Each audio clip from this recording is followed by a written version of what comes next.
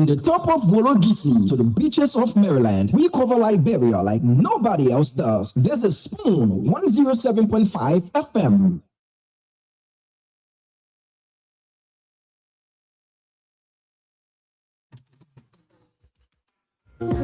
Yes, sir. A special one from the CEO, stand with the spoon, and your boy guided the South.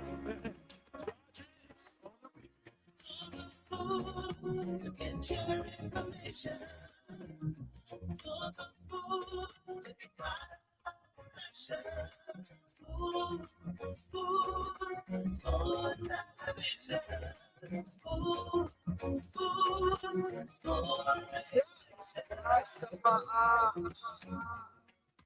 I'm gonna tell you what is happening in Liberia. I'm gonna tell you what is happening in Moravia. I'm gonna tell you what is happening in Africa. Just to you and know. If the children crying for starvation, just don't just fall. You want to get a news update, my brother, don't just fall. You want to know what is happening in Morocco, don't just fall. Politicians want to make their decision, just don't just fall. You want to know what's happening in the ministry, don't just fall. Yeah. Don't just fall. Yeah. Don't just fall. You from Vanjama, Maryland, don't just fall. Yeah. Don't just fall. Every inked man, regulate my brother, don't just fall. You got a small TV, you got a small radio, don't just fall. Yeah, don't just fall. You want to get a nose on the don't just fall. Yeah, Rastafari. Kili bamba, kili bamba, kili bamba, kili bamba, kili bamba, kili bamba. What I want? Yes, everybody. School TV. Yes, everybody. School TV, school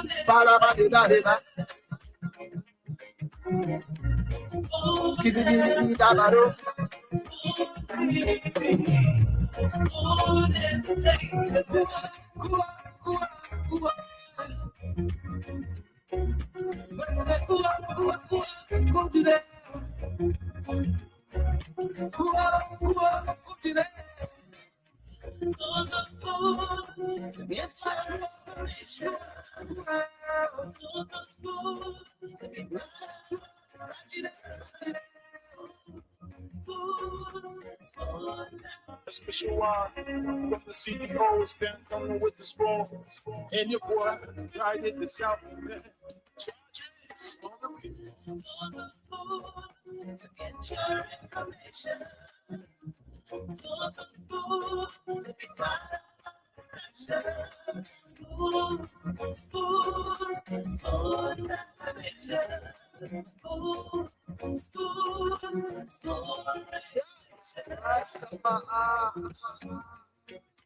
I'm gonna tell you what is happening in Liberia.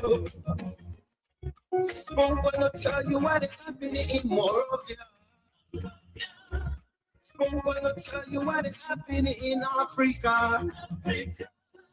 Just to just follow you and know. If the children crying for starvation, just don't just fall. You want to get a news update, my brother, don't just fall. You want to know what is happening in Morocco, don't just fall. Politicians want to make their decision, just don't just fall. You want to know what's happening in the ministry, don't just fall. Yeah, don't just fall. Yeah. Just fall. You from Vanjama, Maryland, don't just fall. Yeah, Yeah, don't just move. Every keep on crazy like my brother, don't just move. You got a small TV, you got a small radio, don't just move. Yeah, don't just move. You want to get a nose on it, don't just move.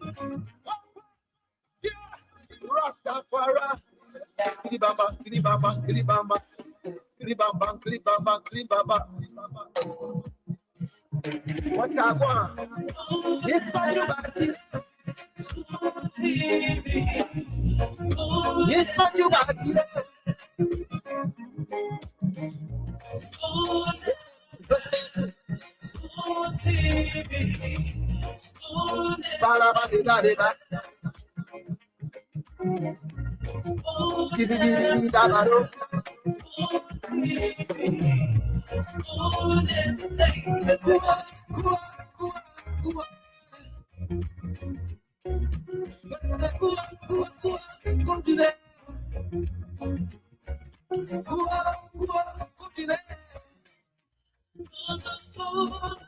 Yes, sir.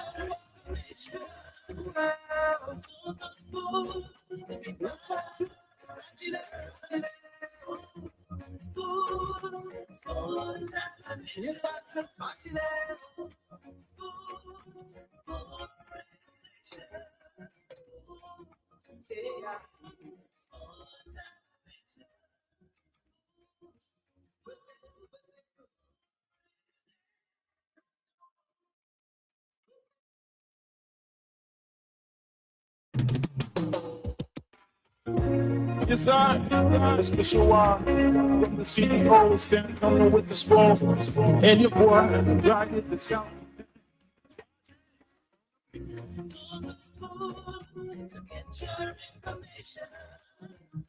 But of course, folks, you tune into Spoon 107.5 FM. Others are also listening to Fabric 101.1, Super 95.5 FM, and Voice of Liberia 104.1 FM, and other stations relaying us all across Liberia. Today is the 20th day of December 2025. Christmas is just around the corner. Tell us how, Christmas is it for you? Are you feeling the Christmas vibe, the spirit? And years past, people will say, yeah, we're not getting the Christmas vibe and all of that. But leading to the 24th, the 23rd, the 24th, thereabout, you see parents, guardians, loved ones, and the rest going out of their way to make sure that they can at least have for themselves a wonderful Christmas. But how is the Christmas spirit like for you? How do you take these holidays as well? We'll be running the phone lines, obviously, for Liberians to tell us what's on their minds. And of course, Christmas and its filling. So Christmas will be good, you can know from the eve or the days leading up to the eve or the eve of the eve.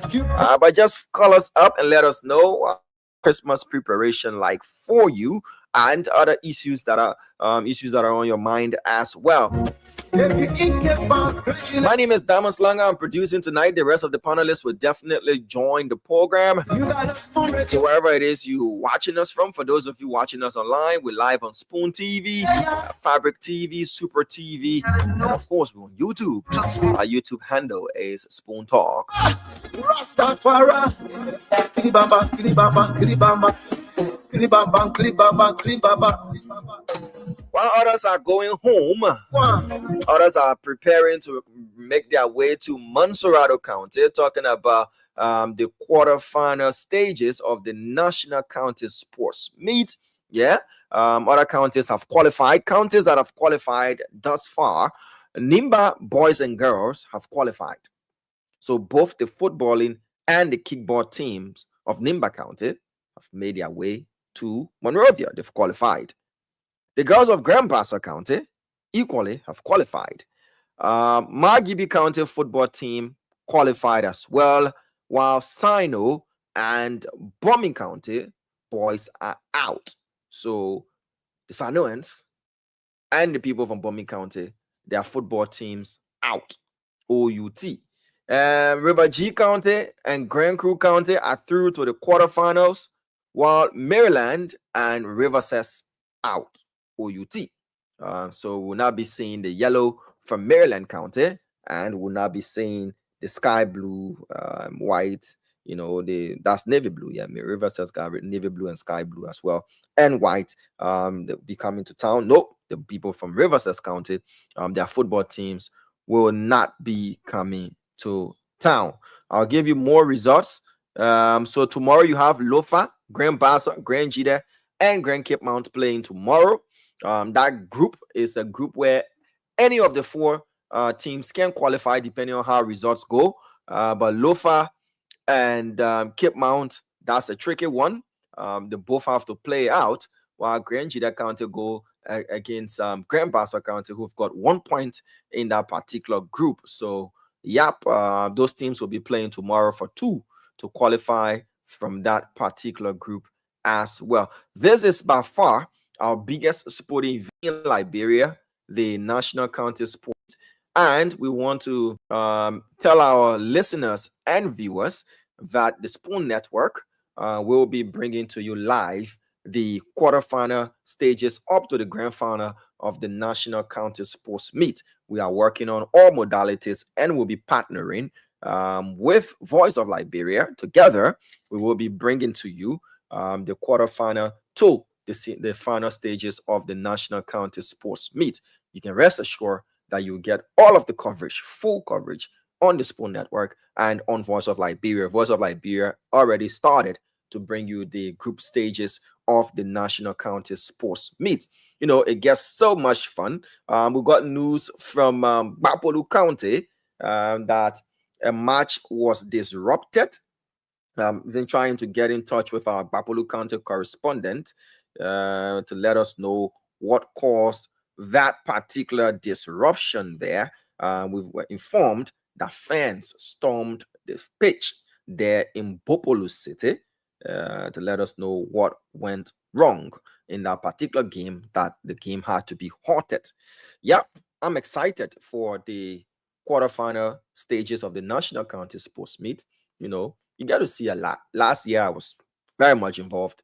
The year before the last, very much involved. And we're looking forward to being involved again. The Spoon Network is going to bring you full coverage of the National County Sports Meet. Once the teams hit Montserrado County, we'll be going from team camp to team camp, bringing you the spirits of those teams, putting you on the spot in collaboration with Voice of Liberia. Well, Fomba Sise, how are you doing? Daniel Tente is watching us from Thinkers Village. Philip Bala says River G all the way to the finals. Yes, 2 years ago, River G winning and reigning champions. They were the champions then. Lofa County now the champions. Lofa took it from River G. Let's say hi to Christina GC Masakwe. How are you doing? Watching us from Bartnesville Estate beyond Era F. Augustine Gonga. How are you doing, Augustine? Othello Sua is watching us from New Hope, Pennsylvania. Olivia, destined for greatness, Dakwi is following us from Banjo, Lower Virginia. Opie O'Neill Johnson is watching us from Doe Community. Ibrahim V. Yen is watching us from Gardnersville, Chocolate City. Kongwe Bokokoli. Yep, the astute Kongwe Bokokoli. Kongwe, in whom I'm well pleased, is following us from Bon County. Hope you're doing good, Kongwe. Peter Tokpa, how are you doing? Jeremiah Kule, Philip Ballas, the compliments of the season. Wish you the same and compliments of the season to each and every one of you. Purity Us is watching us. Umaru Kengo is following us. Alexander Sami, Emmanuel Freeman, Kazi W. Kiapet, if I got that right. Christine Ma, and the rest of the folks watching us and listening to us. You're definitely welcome. Eric Ba is following us from Bangkok, there in Thailand. Jiba Williams says, bravo to my county, River G. Right, good. Prince Benedict is also following us. Represent your county, like the way it used to be in 2023. You see blue hat, blue hat, blue hat, blue hat, blue hat. You see green hat, green hat, green hat, green hat, green hat. See blue hat, blue hat, blue hat, blue hat. You see green hat, green hat, green hat, green hat, green hat, like that. So rep your county, rep your county. Even if your county is not coming to town, you can still rep your county. let's see that. But we're going to the phone lines.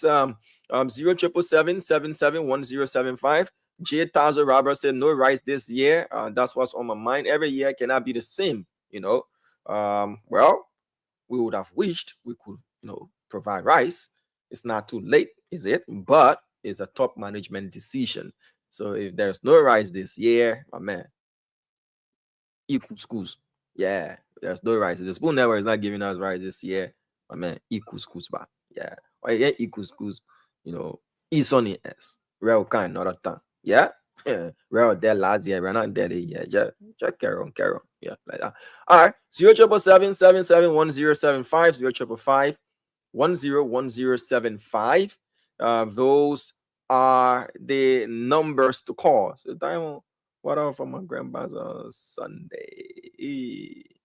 Yeah, my man. If I get a chance and opportunity, I'll go to Basel to watch the game. But that'll have to be back here for work at 7:30. So looking at the time between to go and come all that thing, I know it'll be possible. But we'll be following the game. All right, let's go to the phone lines quickly for Liberians to tell us what's on their minds. 0777-771075.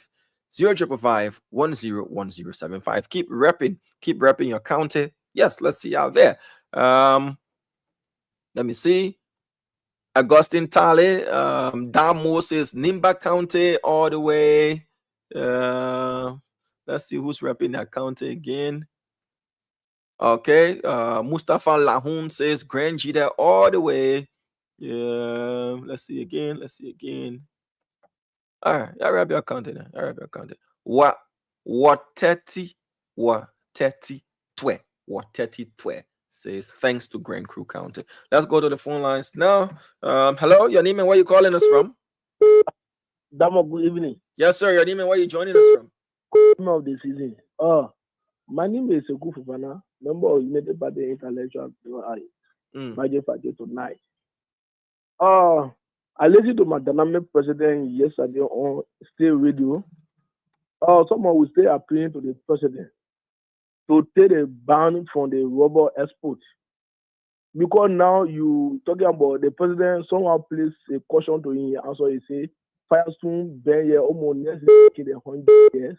So you can't compete with the people, but you will set up a committee to regulate the press. No, Mr. President, thank you. Please do this for us because Firestone, the 100 years, they give more than what we can get.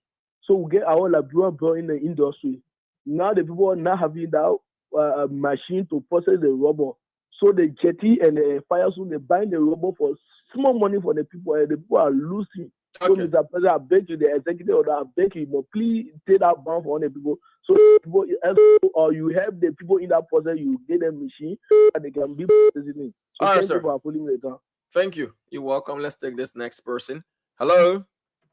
Yeah, hello. You live? Kindly go ahead. Yeah, my name is Mohammed Guitar, calling from Pinsbury. Go ahead, Mohammed. Yeah, why in my mind, this is our government, and some of us ready. Some of voted the government into power. But the way the government proceeding, I not understand. As I'm speaking to you this year, I tried by all costs. I have 4 children when they enter school. My last one, my daughter, never enter school. If I see them sometimes, I cry with tears. So I don't know what to really do. I need of CO. I need of help from CO. I need of help from CO for my daughter. Okay, That's sir. all I want to call this evening. All right, thank you for calling. Yeah. All right, 0777-771075, 0555-101075. Hello? Hello? Loving people of the Republic of Liberia and go you Damon Slanga in Liberia. The name remain constant at Pangso AF Cameroon once again at this time, the beautiful Saturday evening, brother Damon. As you regular police, first of all, let me take a big shout to my Wargizi boys in advance to more victories. We're going to eliminate Makanto 2 goals to 0. Okay. The need remain constant at Pangso AF Cameroon once again. I want to speak on the issue the president speech yesterday. Which one are the issues now? On many things, all those things he spoke against or he talked about, none of those things is taking effect. You talk about the trickle down effect of the commodity prices on our Liberian market. We agree, commodity prices have reduced, but the economy is broken down. Liberians are not earning their own Liberian dollars per day. Liberians are not living per dollar. So you talk about the Christmas. Look at the Christmas. We're close to the Christmas at this time. You cannot even feel the momentum, the symptom, the singer of the Christmas. This is one of the most important Christmas ever on the history of our country. This is troubling. Okay, economy is not booming. And you don't know what gossiping upon is there as a technical. Okay, Alfonso, you cannot take up all of the time. We have to take others as well. I think you've made your point clear. Thank you. Okay, Damo. Let's have next. You too, brother. Let's take this next person here. Hello. Good evening. Yes, your name and where you calling us from?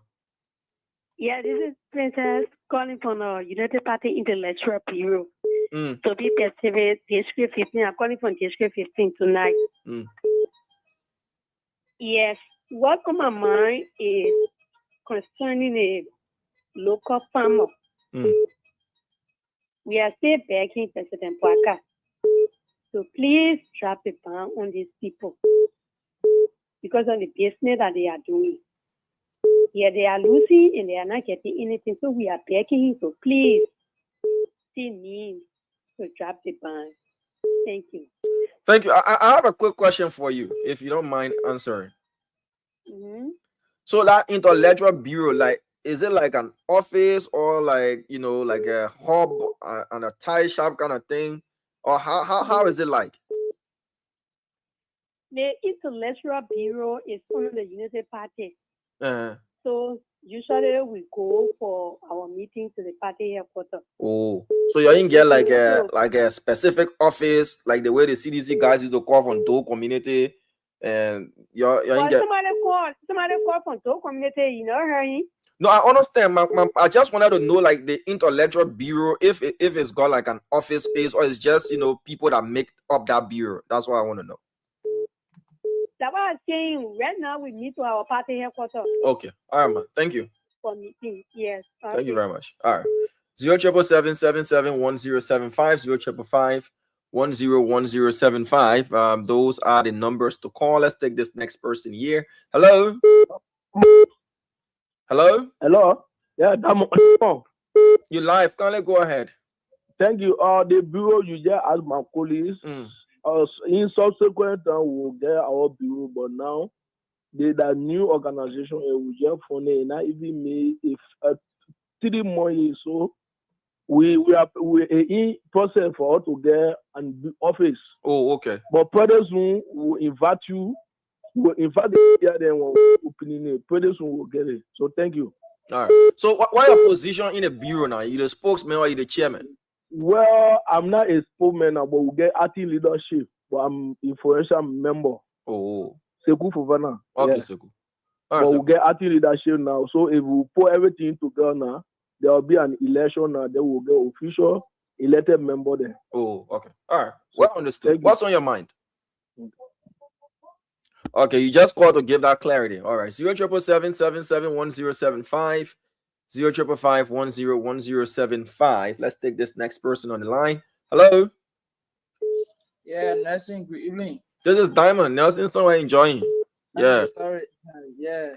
So this is Kekla. This is Samuel D. Kekla. I'm a member of the United Party in the Ledger Bureau. When I'm a man, I can pass the phone to each other, or one person finish, another person call. How you do it? Let me say good evening to Excellency President Bouaka. So let me always appreciate you people for giving us the opportunity to express ourselves. I had 2 issues quickly. Number one, I want to remind the president that the executive order they say giving some of our people the local farmer when it comes to rubber, jetty and Firestone are not treating our people well. I mean, the local farmer are more than jetty and Firestone. We can't treat few person again. And many pressing for me. The president had a rating that decision, and we had to serve everybody's interest. Lastly, the president spoke on that issue yesterday. I want to respectfully disagree with the president that he doesn't listen to local radio easily because the language we speak. Yes, it is a right to not listen to certain radio station, but when you are president of Liberia, you gotta follow the local radio because it is where the citizen monitor or maybe they express that view. So I don't care what people say. All you can do is if you listen to a station where people are insulting, you don't have to listen to that station, but there are many stations, there are personality for the media landscape. For me that sitting here, I can put my life on the line for them. When they conducting show, they tweet and they regulate that show. Nobody can there and insult. Nobody go there and just levy allegation without even providing proof. So for me, Mr. President, you are president for everybody. I don't care who talk to you, who talk against you, who talk for you. Okay. You gotta listen to our local radio station because there were we are ordinary people and people in government express our view. And also we also commend you and criticize constructively. All right, sir. And whatsoever means. So thank you for the show. Thank you. So we'll at the moment just temporarily suspend calls coming from the Intellectual Bureau before they monopolize the show. So let's take phone calls here. Hello. Ramon. Yeah, how are you? Huh? Compliments to you as well, my brother. What's on your mind? Ramon, thank you. I don't think you come out to say you're going to suspend or the caller phone. I mean, you come and monopolize the show. You'll be passing the phone to each other. Then you'll be calling. I will get other people and do that. For different and district. But man, so long you're from the same organization, you don't come and monopolize the show to never. Ramon, let's come in, my brother. Mm-hmm. Okay? Pretty soon, you and Nelson Colette, you will have to be invited to the United Party in the Bureau. Okay? Our chairman is called Fatou Koma is the chairman for now, and we have our PRO who is called Nelson Brown. Okay? So the following the show, my name is Mohammed Mkane, a member of the United Party in the Bureau. All right, thank you, United Party in the Bureau. On the platform, you can have to be invited to the institution. Thank you very much. Thank you. So tonight is the Intellectual Bureau night. Let's take this next person. Hello. Yeah, hello. Your name and where you calling us from? My name is Dominic People and I'm calling from Sokoline. Go ahead, sir. What's on your mind? The one on my mind is about the FOIA project. What the president said he don't know about it. So how the country is really running. If $10 million project can get going FOIA, then the president came over yesterday over EFBC, made the nation to understand he don't know about it. Later, he got to tell the library, he got to know about it recently, how this country is really running. The rescue team are costing all know around here. How the country is really running. So man, we are very confused. We are totally confused. So do you think it's impossible that such a project will happen and the president is going to tell us he doesn't know about it? You think it's totally impossible? It's totally impossible. The president in the loop of it. He said that ECOWAS project. No, MRU. Your project. Yeah, the MRU project. Then we not saw no Sierra delegation, we not saw no Guinea delegation, we not saw no Ivorian delegation there to do groundbreaking ceremony. They have security in there to go guard it. The country is totally on the path to mess on with Joseph Boakai. That's my own uncle from Afro Canada. But I'm very disappointed from the one I don't supporting. Because I knew that how the country going to run. Thank you. Thank you. You're welcome. 077771075 0101075. Hello. Good evening. Yes, sir. This is Sonny BX. Join you from Bomi County this evening. How's Bomi? Well, we all are here in good health, and we gave the Almighty God thank you. Some people wanted to be among us by this time, but some of them are in the hospital, some of them are in sick bed, some of them are in bush. Tell God thank you that we are alive. Quickly to the issue, Damon. I'm calling on the president. This president been around for a very long period of time, and he understands the political setting of our country. And I think that in my mind, this president is a deacon, baptized and well organized deacon. And come on, you'll be surprised. Come in the country, ask our paramount chief, general town chief, commissioner, how much they making. You'll be surprised that even a commissioner making $80 US per month, or commissioner, paramount chief making $50, plenty making $40, general town chief making $30. For God's sake, in the 21st century, if you pay me $30, $40, I have parents, my family to feed them on. How you expect me to live? So the government need to prioritize our elders, our traditional people. Because in my mind, I believe that the president is a deacon in his church. Okay. He's been around for a very long period of time. So I'm calling on the president and our lawmaker. Let's see how bad every people can increase their salary. But at least our local leaders from the block. All right, brother. Thank you. Your point is well taken. And we'll follow up on those numbers that you read concerning what you said reportedly, the salaries of members of the local government structure, the traditional administration in our counties. We'll follow up on that with an inquiry from the Ministry of Internal Affairs to follow up on that. Let's take this next person. Hello. Hello, good evening. Yes, sir. You live. Your name and where you calling us from? I'm Joseph Morba, calling from Newtown. You're welcome, Mr. Morba. What's on your mind? You know, the brother who called before this man from Lofa, think that the parents say he don't know about the project. Maybe he not get good listening ear. But why you attacking a man listening ability for now?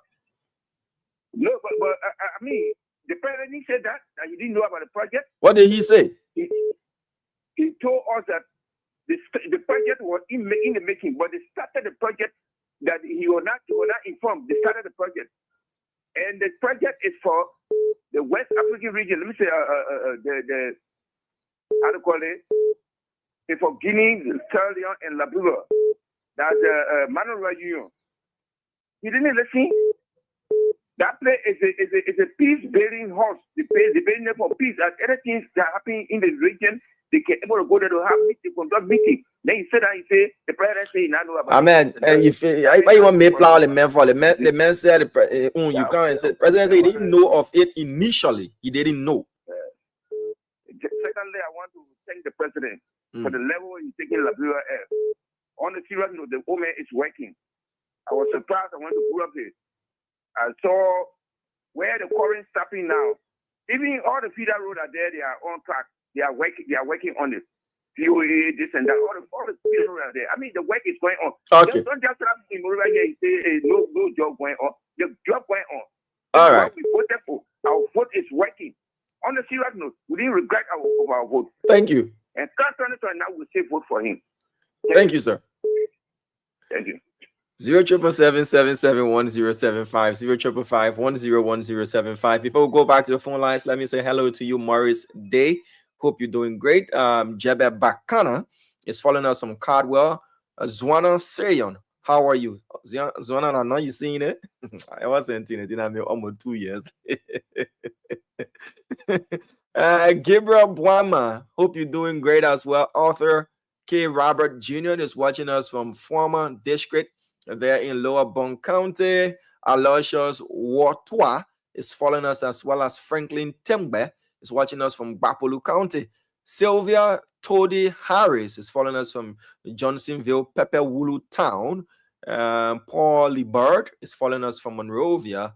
Alaji Sheikh Fofana is asking if CU is coming on today. I doubt that. He's currently on a family vacation. Doesn't like to keep people's secrets, so I will keep his own. He's currently on a family vacation. He will definitely join the show probably tomorrow or Monday. But sometimes it's good to take a break, and family time is also very important. I know it gets to him. We talk a lot during the course of the day. I know it gets to him. He wants to be on the show, but to have a good and a healthy life, the woman is always right. Listen to that advice. To have a good and healthy and a long life, the woman is always right. So because of that, he's off for family time. He'll be back on the program. Let's take this next person here. Hello. Good evening. Your name and where you calling us from? My name is Henry Danuwadi P, and I call from 540 Congo Town. All right, Mr. P, you're welcome. Kindly go ahead. Yeah, my brother, what on my mind this evening is about this project in Lofa County. Mm-hmm. Yeah, you see, our president is not really fair to us. He and his ministers. Well, you said the president is not fair. What do you mean? Yes, but right, you see the kind of thing that may happening. The president, when the president came on the kind of project, he shouldn't be afraid to even tell the Nigerian people that's what are going on. But you see, so far since that thing started, people just be asking questions from one place to another, and nobody has come out to tell the Nigerian people what is really going on about that area. But at the government release statement, and next day the president also spoke about it. And the government said what it is. Yeah, but why he said why he told? You see, if you are telling us this project is for me or is for the Nigerian people, but nothing like that. People just wondering what is going on about this project here. So who owns this project? We want to know. So the government said the project are MRU project, and so MRU approval is a project, and it's going to be a regional peace hub that is not a retirement home as was stated, and they've come up with their position. Yeah, you see, when the kind of thing be happening, it's better you come up with a position fast than to delay. You see, it have made people to start wondering what kind of project is there, what is going on. I agree with you. It just means that corruption is just everywhere. I totally agree with you. The response was a little too late. Yeah, and the speculation lingered for so long. People have made talk everywhere about everything. Now we are already accused the government of being corrupt. Okay, sir. Okay, yeah, Mr. so P. they shouldn't be doing that. They let be fair to the people and tell them so what is happening. Thank you, my brother. Thank you for affording me your platform. You're welcome, and compliments to you. We'll take calls at least for the next 5 minutes. 0777 771075 0555 101075. Let's take this next person here. Hello. Good evening, Jama. Yes, sir. Your name and where you calling us from? My name is Kevali Jian, calling from Pinsville. How's Pinsville? How's your area? How are you doing? What's the Christmas spirit like? God is good for everything. You feeling the Christmas? Yeah, God is good. Everything is going on fine. Nice. Go ahead. What's on your mind? What I have in mind is from the people from Maryland. I can say thank God this day. Just this yesterday, my husband paid $5,000 for his wife to go to Maryland. And before then, people they paying $10,000, $15,000, $20,000. And I gave God a glory that today I can pay $5,000 to go to Maryland. And second to that, today we want to buy rice in this country. They are not going out. Tell we buy gas in this country. We're sleeping online to buy gas. We are not going south to buy gas. So I give God a glory. I think to do more than that. Thank you very much. Thank you for calling. Let's take this next person here. 0777 77 1075 0555 101075. Hello. Yeah. Good evening once more again, Damo. Nireme Epanso AF Kamara. I just want to speak about a villa project in Lofa County, specifically Foya District. You know, this government, they campaign on lies and to win the soul of the Liberian people, the electors. And voted them. Then you cannot lead with lies or govern the state with lies. Do I mean this? They villa project in Foya District. We have bit on this government seat to the fire up to this time and not come out with any factuality information to the public of this country. And then you cannot be very middle project in Foya who of the president. Then you say it's a Mano River Union project where in Guinea, Sierra Leone, Africa Coast, our neighboring country. They are not in the notes. I take this as a national debate to the bank. Let them bring a written document of free work governing the project. The press secretary has lied to this country and the spokesman of this government, the gentleman Pierre and his co-worker, Daniel Sano. They always get on the media with laughs and rhetoric. Okay, No, Mr. they feel they can pack Afonso, everybody thank you. into one small basket. They cannot pack everybody into one basket. Thank We you. are watching them. We will beat them to let us. Afonso. This will be the real time for them. Thank you, Afonso. Soleil, again. Afonso. Okay, so Afonso is off. I really want him to call back because it baffles me. Afonso, about 2 to 3 months earlier, or 2 to 3 months prior, Afonso was an ardent supporter of this administration and President Boakai as well. So I just want to know what changed. Is this right to change his area of support or where he throws his weight? But I just want to know what really changed, what triggered that change. Hello, you live on the line. Kindly go ahead. Good evening, brother. How are you? I'm fine. Your name and where you calling us from? I am calling you from New Jersey. You call where? Yes, sir. Kindly go ahead. Abdul Malik, to be precise. Yeah, go ahead. Yeah, brother. Some people are really naive in this country. Sorry for the expression. Yeah, it is not all the projects government start and tell you. That is, you're bragging. No, everybody not bragging too much. Some people not moving. Think that they go to school, but they never go to school. Well, Brother, go straight to your point and leave us be. Go to your point. The oldest country in Africa is Liberia. If Liberia say they people come together and build a particular center for peacekeeping, let it be built in Liberia. Is that a crime? Because Bogota, I'm from Kema. Bogota, Mama Union King, the border lane, Bogota, they are building a similar structure at the border. But somebody naive, brother. Sorry for the extension. All right, sir. Thank you. Come on, very much. Thank you. 077771075 055101075. Let's take this next person here. Hello. Hello. You live? Kindly go ahead. Okay, thank you very much, Damon. Merry Christmas and Happy New Year. Compliments to you as well, my brother. Thank you so much. Let me first appreciate the president for his hard work towards his country, and we pray that God will bless him, God, and protect him and lead him and give him wisdom. Amen. Regards the project, I don't understand if people really understood the president, because the president said the project he never knew. If he knew that project was going to be relocated in different counties, meaning that he now wanted it to be in Lofa County, it means that the project is not going to go on. So let's get it straight. And people should understand that even if you have a relationship, sometimes your wife surprises you, or sometimes friends surprise you. It means that you have to be know of everything. You should be in the know of everything. Is this a relationship or this is a country? No, I just said the example. It can even be a country. You can be a boss for entity. People that work under you can also surprise you. So even the president can be surprised on certain things. It means that the president should be in the know of everything.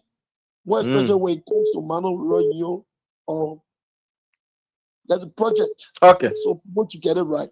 All right, and sir. The next thing is that regards the radio station, people should understand that the president choose to listen to any radio station he feel like. All right. It is a right.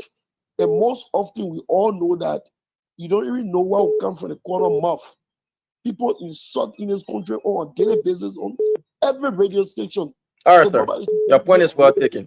It's more polite than any other radio station. All right. And I love the two radio stations you listen to. Thank you. BBC, ERW is okay. All right. Let's take this next person. Hello. Good evening. Yes, sir. Your name and where you calling us from? My name is Joseph B. Harry. I do join from my corporate zone to Utah, like I did to Bommy. How is Bommy? Bommy is doing great. You're disappointed that the football team qualify. You're happy with it? No, the issue is for the country. Bommy country to realize Bommy country did a good number starter for what is not the country before by going through this and justification. You know, so a last project of the story of Bommy that was called added DP for Bommy to leave out of the country is very early. Oh. Yeah. Okay. Based on the authority of the country, that one, their own willingness and their own message when it comes to that. Oh. So the issue of that one, the issue of this thing, I monitor the person yesterday. That one, we need to be serious in this country. The president said we need to be serious. What do you mean by that? The issue, yeah, I'm serious. The issue about that a major project in Korea. And we check, our president said the money was here. I Google that thing, there's nothing specified on the MRO platform. So the issue, they have been delayed. Pura Fumatino and said that the president said he didn't know. The public minister came, he said, I call it a center or activated interest. So you cannot talk much about that project. How many of the the president seems to make about this? But for Zion said the legislature is not in the know. So they cannot use project that is bring all the support of this nation. Our legislature need to be in the know, and they're not in the know. So it did that the person was just doing that project. They are pro, but the pressure from the Liberian people that were making to confess one of them yesterday on that system. And we talk about that nation. So we told the people that President Waka is incompetent to lead this project. Those are reasoning and we're talking about. All right, sir. We need to know. Come to it now. We'll get it out of this place. Thank you so much. Thank you for expressing your opinion. 07777 1075 0555 101075. What's on your minds? All right, so we will take a break for a minute, not from the calls, but to allow our viewers and our audience watching us via the online platform to be able to call, and they can do that by calling this WhatsApp number that is currently pinned on the screen. Let's hear from Liberians home and abroad. Those of whom are watching us online, you can call using that WhatsApp number that is pinned on the screen and have your say as well. Hello, your name and where you calling us from? Yes, sir. How are you? I'm fine. I would be good. Go ahead, please. Yeah, speaking the president of Australia. Hello? Looking at the president saying the man, is very respecting the president, making such statement, and at the same statement the president was making yesterday concerning radio station, and you're allowing the man to float. Such a statement like that. They're not looking good. But always, all people monitor the radio. If somebody is bringing insult to the president, it will not be fair. So that's my point to that. Okay, thank you for calling. All right, let's take this next person. 0777 771075 555 101075. The WhatsApp number is also pinned on the screen. You can use that number to call in and have your say. So once you call in, we'll put you through. So while we're waiting to get calls on the international number, let's take this person here as well. Hello. Good evening, Dama. How are you? I'm fine. Your name and where you calling us from? So thank you. This is Sylvester Smith. I'm popularly known as the Oracle. Go ahead, sir. I'm the National Youth Chair for the Liberian Leaders Alliance. So I want to firstly congratulate the president for yesterday's initiative. So it takes a leader to come to the public again to address his people, those that he's leading. So we saw that during the former president, Madam Sari, that which we did not see during the past regime, that the president could take to the media and take questions from the people so that they could express their own grievances or we saw a former president who only uses church to throw and jabs at people. But I think it's a good step. So we from the opposition should also see this as a means of always engaging the president, that whenever he comes to the radio or comes to the media, that's the time we should pull up all of the hard questions instead of denigrating him. I think it's a bold step as a leader. He must face the people. So we from the opposition will be waiting the next time when he comes there, that we can begin to sharpen the contradiction while he's online. Now when he leaves, he want to come and make a statement. Okay, sir. He was there, you called him, provide the clarity where you knew that he was making errors. Thank you very much this evening. Thank you for calling in. Hello. Hello. You're live, sir. Kindly go ahead. Thank you. Thank you for the show. My name is Paul Cooper. I call you from District Texting. Go ahead, Paul. You know, I can admire our colleagues from the other side who refuse to take clarity. You know, so my extension is June to this FOIA project. They are misinterpreting the president. The president did not say he never knew about the project, but the location of the project is what they hate for him from the beginning, because they knew he would have said, no, I'm the president, I come from FOIA. You know, doing this project in FOIA, we have different political interpretation, and what he was afraid of is what now occurring. Okay. But here is the logic now. Before the clarity, citizens said they were going to come to power now and take the project for government. Now, you are not coming to power, but the project now is now being dedicated to the government. So what's the issue again? Okay. I see no issue about any with our guys now. The minute can refuse to take. All right, sir. Thank you. Thank you. Thank you. Let's take this person on the WhatsApp line. Hello, you live. Kindly go ahead. Yeah, hello. My name is Emmanuel Davis calling from Brooklyn, Ohio. Go ahead, Emmanuel. Well, brother, I just want to say to our Liberian people, if anybody in that country feel that to defend the wrong is the right way to carry like profile, it's not good. If you want for your child or your family to become good person, you must always let to say the truth. The president and the entire government lied to the Liberian people. Where in the world or president, they will be building something in your country and you say you don't know about it. It is not possible. It is not possible, especially for Mana River project. It is not possible. So it's up to you guys. And you keep thinking that for somebody to do wrong and your back the wrong, it's the right thing to do because it is your own time, it is your own government. It is up to you people. But let's face the fact. The government lied to the people. So that's my contribution. Thank you, my dear brother. Thank you for calling in 077771075 055101075. If you're watching us online and you also want to call in and tell us what's on your mind this 20th day of December 2025, then the WhatsApp number is pinned on the screen. You can use that number to call in. Decima Taki Daniels is watching us from CVI, Grand Jita County. Abraham Yen is watching us from Firestone Yard. We have Prince Thomas watching us from Salala. There in Bong County. Let's take this next person here on the line. Hello? You live. Can it be a bit audible for us so that we can hear you clear enough? Yeah, my name is Jaffa Kuma, calling from FB community. Go ahead. Yeah, thank you for the Heart and Music program. You know, I get something on my mind.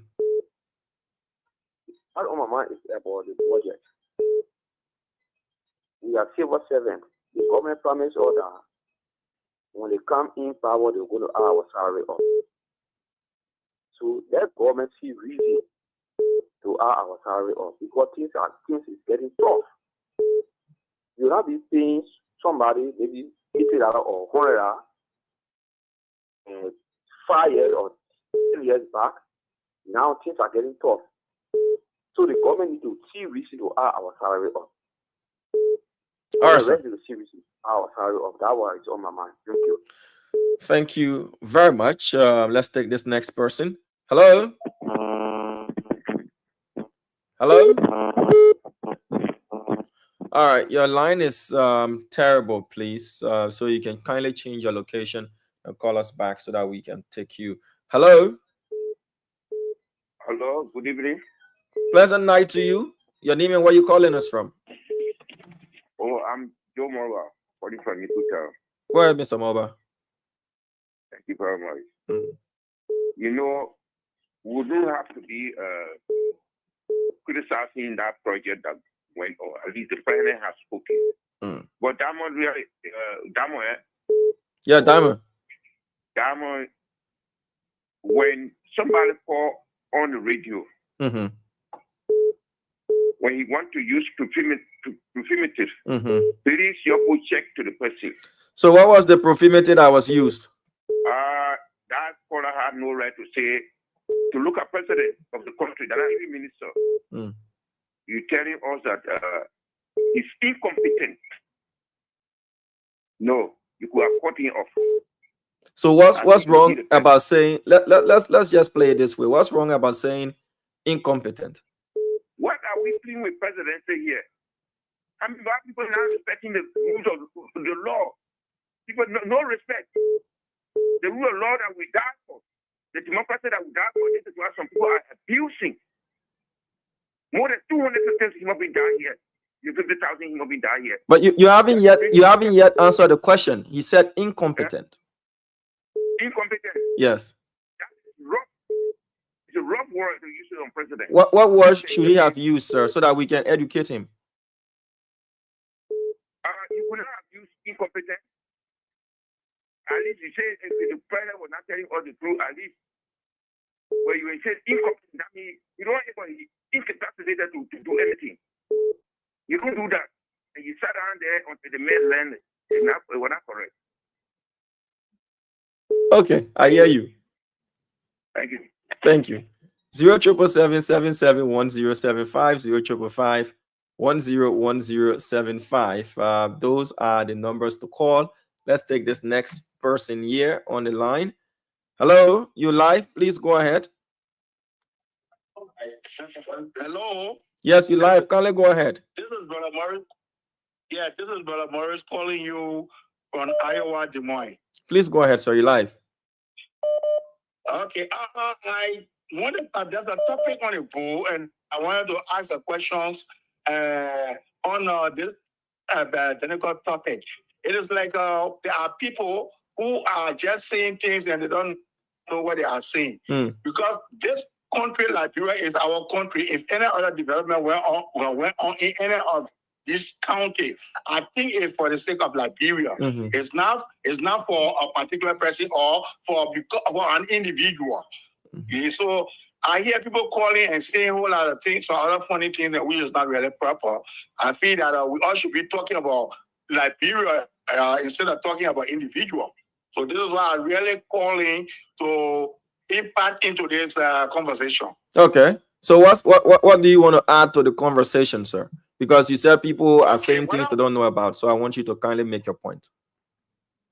Okay, my point is what a development happening here in Lofa or in Nima or in Brangida, I think we all should be thinking on Liberia. Liberia should be better instead of calling to castigate. So I want the additional thing I get to add to it that we Liberia should be able to help in saying something that will carry the country forward instead of remaining to where it is or instead of carrying it backward. Thank you. I really want to add to the conversation. Thank you, sir. Yeah. All right, let's take this next person here. Hello? Hello, is this Spoon Talk? This is Spoon Talk. You live. Kindly go ahead. Thank you. My name is Japa Toba, and I'm calling from Charlotte in North Carolina. Go ahead, sir.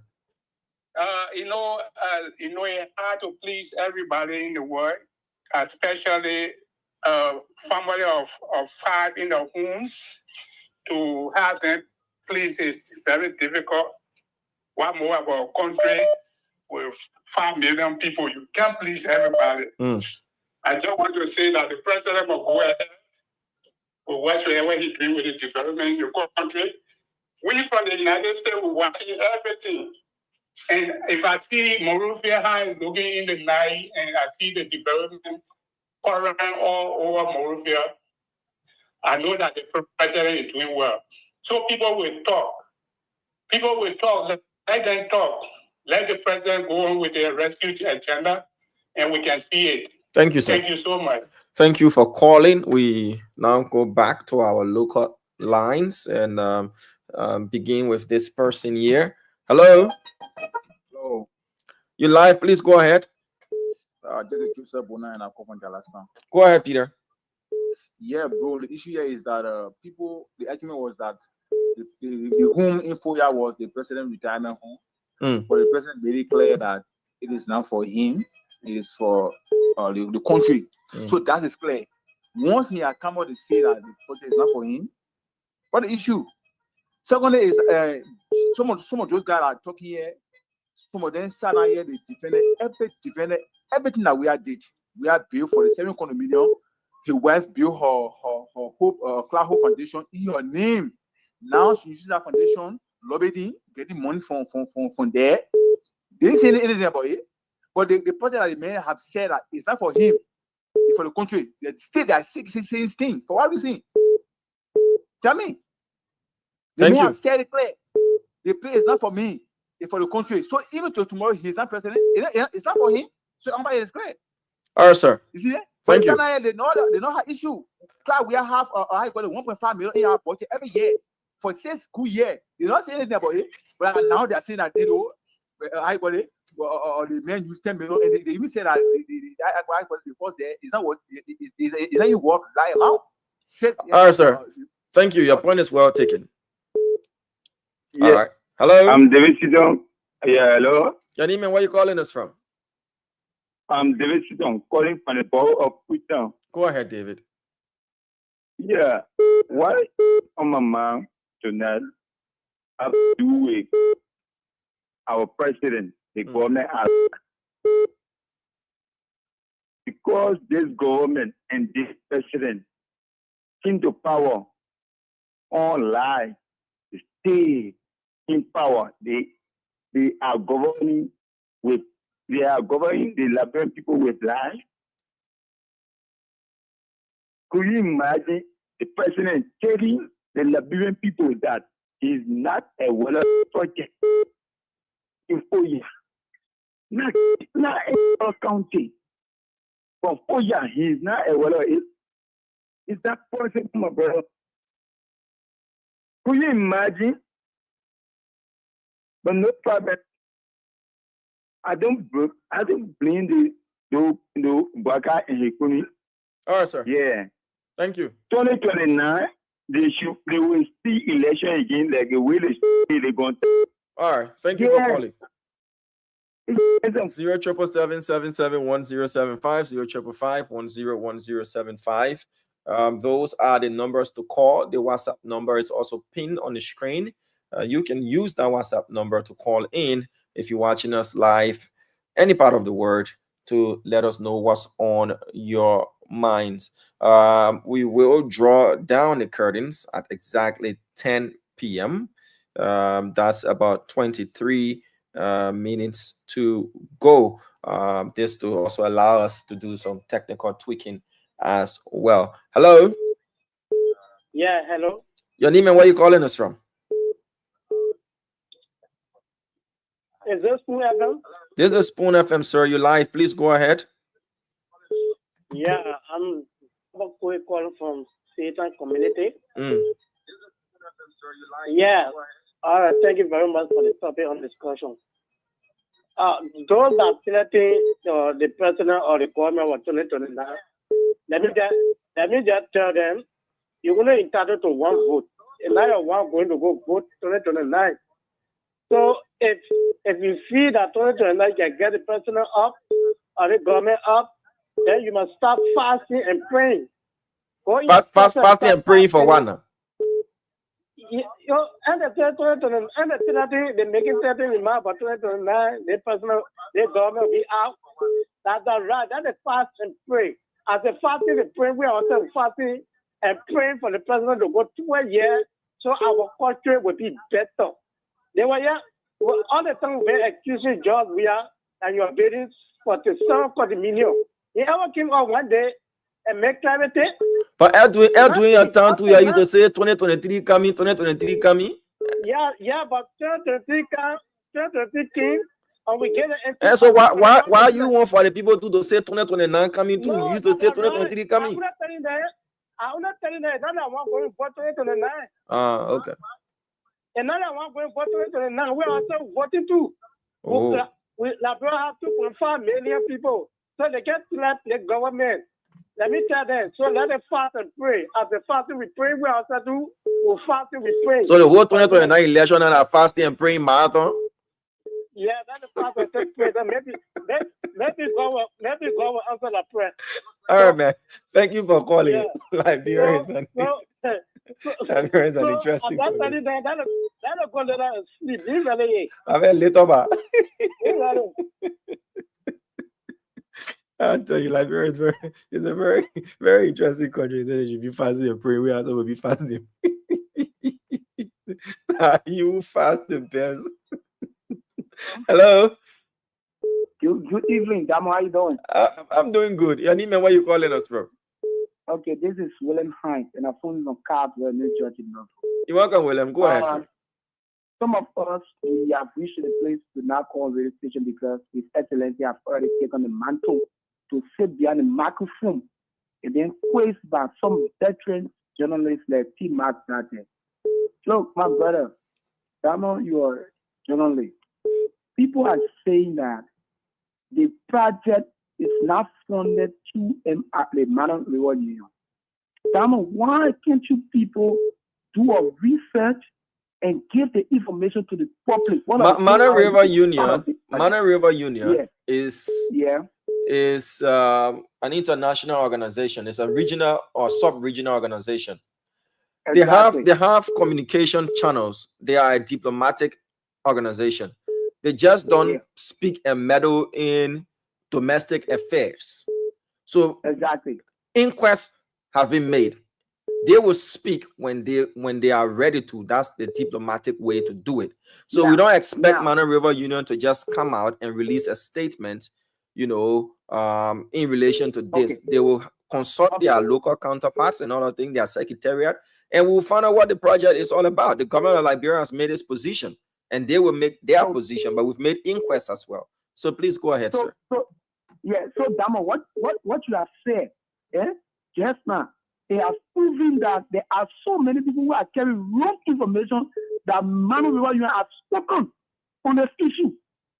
So as a journalist, what you have said, they have proven that Sekou Carrasco and other people, they are lying to the public. Sir, everybody's got their information source and what they want to run with. I just said that we from our angle have sent in requests for an inquest, and they've not spoken or replied to us. I'm speaking from our standpoint as a network.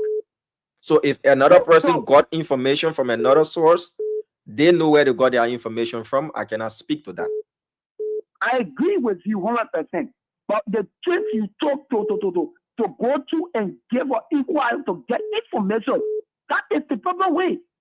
So I believe you 100%. The people who are just giving out information because a school network is one of the best, one of the most listened to institutions in Liberia. So if a school network can do an inquiry and Mana River hasn't responded, it means that what the president said said on yesterday, it is truth. So from your standpoint, just quickly, Mr. Hines, just quickly from your standpoint. So are you saying that at this moment, silence means consent or silence means approval? Is that what you say? Silence could also mean I'm waiting for you and I'll release my statement, or we will release our statement when we are ready. It doesn't mean what you're saying is the fact or is law and gospel. So I can speak for them. They haven't spoken, so I can tell you what their message would be. That's just what I want to say. I agree, Mr. What I'm saying here is this. Silence means consent. Okay. Liberia is part of the Mana River Union. And we should understand that the president of Liberia has spoken. If that anything that is contrary to what he said, there's going to be a release from Mana River Union. I'm telling you. Okay, okay, Mr. Hain. It's not an ordinary president that spoke against us.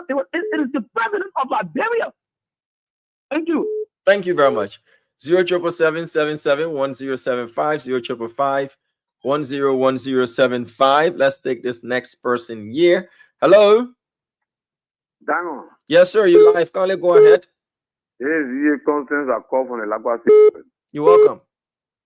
I like the Liberian people when they say something. Look, the president spoke exactly what happened. I knew the president even knew that he was going to receive that question on his nation, and he talked to he speaks to the nation. You're going to receive that question. Now the president spoke. Now let me tell you what happened in 2004, right? Where in Nigeria, Obasanjo was bailing something like what the president is bailing now, and in Nigeria have a whole lot of things to say. He bailing private home, he bailing this. At the end of the day, Obasanjo didn't talk. The government didn't talk. And at the end of the day, Obasanjo dedicated that thing as Nigeria dedication to the United Nations. That is where United Nations in Nigeria is held. The United Nations is holding the headquarters in Abuja. Now, if the president is sitting, the reason people are talking because the government is talking. Leave the people. Let them say a lot of things. And meanwhile, it's so shameful that it seems like when I was saying the president is from Sierra Leone. Then they are today saying the president is being playing in a video called Foya. Are you not contradicting yourself? All right, sir. Yeah, that's what I'm saying. How you got a village in Foya? That's what I take. Thank you. 077771075 055101075. Let's take this next person here. Hello. Yeah, hello. You're live. Please go ahead. Yeah, my name is Morris. I'm calling from Mount Bagley. Go ahead, Morris. Yeah, why my mind is about how broad freedom in this country. You see, we have more brothers to grabbing on the national road and a car sport in our hand with the full tag and look already with the car in the middle of. No, I'm not getting you, sir. Can you be a bit audible so we all can understand what you're saying? Yeah, I'm trying to say that the brother in this country. Yeah, they are driving on this halfway and not probably on the car. They will leave the car chain at the middle of the car road, and then they move the tire on the car. Instead of them freeing the car and take the car on the road and push it from over the road, they will leave there. They will leave it there, and then they move the tire on the road, and the police seen it. Ain't seen it? Yeah, true. And so I happened to a few times when I was driving in Kazakhstan to Division 20, it's a cut to pay and get to the hill there to Division 20. So they kept motorsport right over there. Instead of drive free the car and move the car from the road, let the car take down where the middle of the road, and then move the tire. So they take it from down, and we were getting to the car motor almost down right there.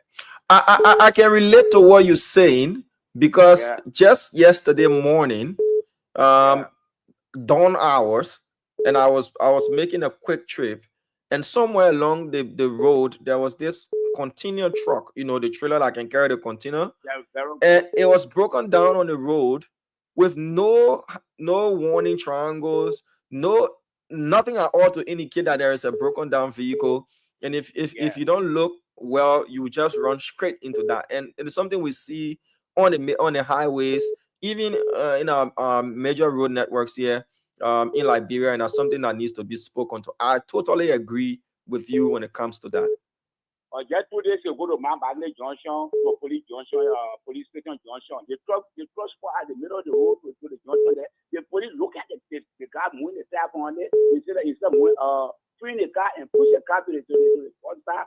They stand the death directing traffic and then moving the tap on it. But I have to people in this country. So that was my mind. Yeah, thank you. That's something that needs to be worked on. True. You said that. We've said that on numerous occasions here. Broken down vehicles, sometimes you can look at the size of the vehicle. We do not have, tow trucks in that kind of caliber, that huge size to be able to remove trucks and all those things. But at least put your triangle at a good distance for people to know that there is a broken down vehicle on the road. And another thing that happens is that whenever there is a broken down truck or vehicle on the road, people will put leaves and branches And once they finish repairing their car, they'll leave the branches and the leaves right on the road. They'll leave them there and go. They wouldn't care to say, oh, let me take it for on the road, you know, so that somebody don't think that there's still a broken down vehicle here, or so that it doesn't, you know, litter the road or anything like that. So they'll leave everything right there. And the police need to, especially highway patrol. That's another way of generating revenue. If we're able to get tow trucks, you know, that can remove these vehicles that are immovable, you take them from there, you put them somewhere else that they can be safe, because other road users is bad, especially if you're on the major highways. I'm usually on the stretch to Nimba and back. You see a lot of broken down vehicles on the road. Some of them people sleep under them, some of them no warning signs, nothing, whatever. And it's bad. It's really bad. 0777771075. See Wanto in the back. I'm sure he's going to come on for a minute or two before we wrap it up today. What we do is on Saturday, yes, people are concerned. Where is the former CEO, Mr. Stanton Alexander Witherspoon? You know, when he's on the show, I read comments. People, oh, stand on this, oh, stand on that, stand on this, stand on that. But if Stanton is not on the show, you know, oh, where's Stanton? Where's Stanton? Where's Stanton? Wanto, how are you, my brother? I'm good, bro. How are you? How are you? The people missing the CEO? Yeah, they miss him. You know, he's that person you can't get to hit, you can't get to you just in the middle. 1 minute he's your friend, the next minute he's not. You know, but he's okay. They're concerned as well. He's okay. I cannot divulge to you what family matter is, you know, he's attending to, but what I can tell you is he's on a family vacation. He's all right. It's very important. You don't really need justification. At that point in time, people take personal time and reflection on that. Yeah, so he's with family. He will be back either tomorrow or Monday, but my best guess is tomorrow. He will be back. The man cannot stay away from the show for too long. Where he is, it's difficult for him, but he must conform. Say all the comment as in what the CEO as the man coming, you know. But I mean, the truth is, like, genuinely, like, you know, people used to the consistent voice of him moderating the panel. So ultimately, you know, his absence will create that sort of viewpoint. It makes sense. It makes sense. But you're doing a great job. You playing double shift now. You're moderating. You also man. That what we can do. The man called me. The man said, "That one you on the show." I said, "Hey, chief, I got different plans, though, you know."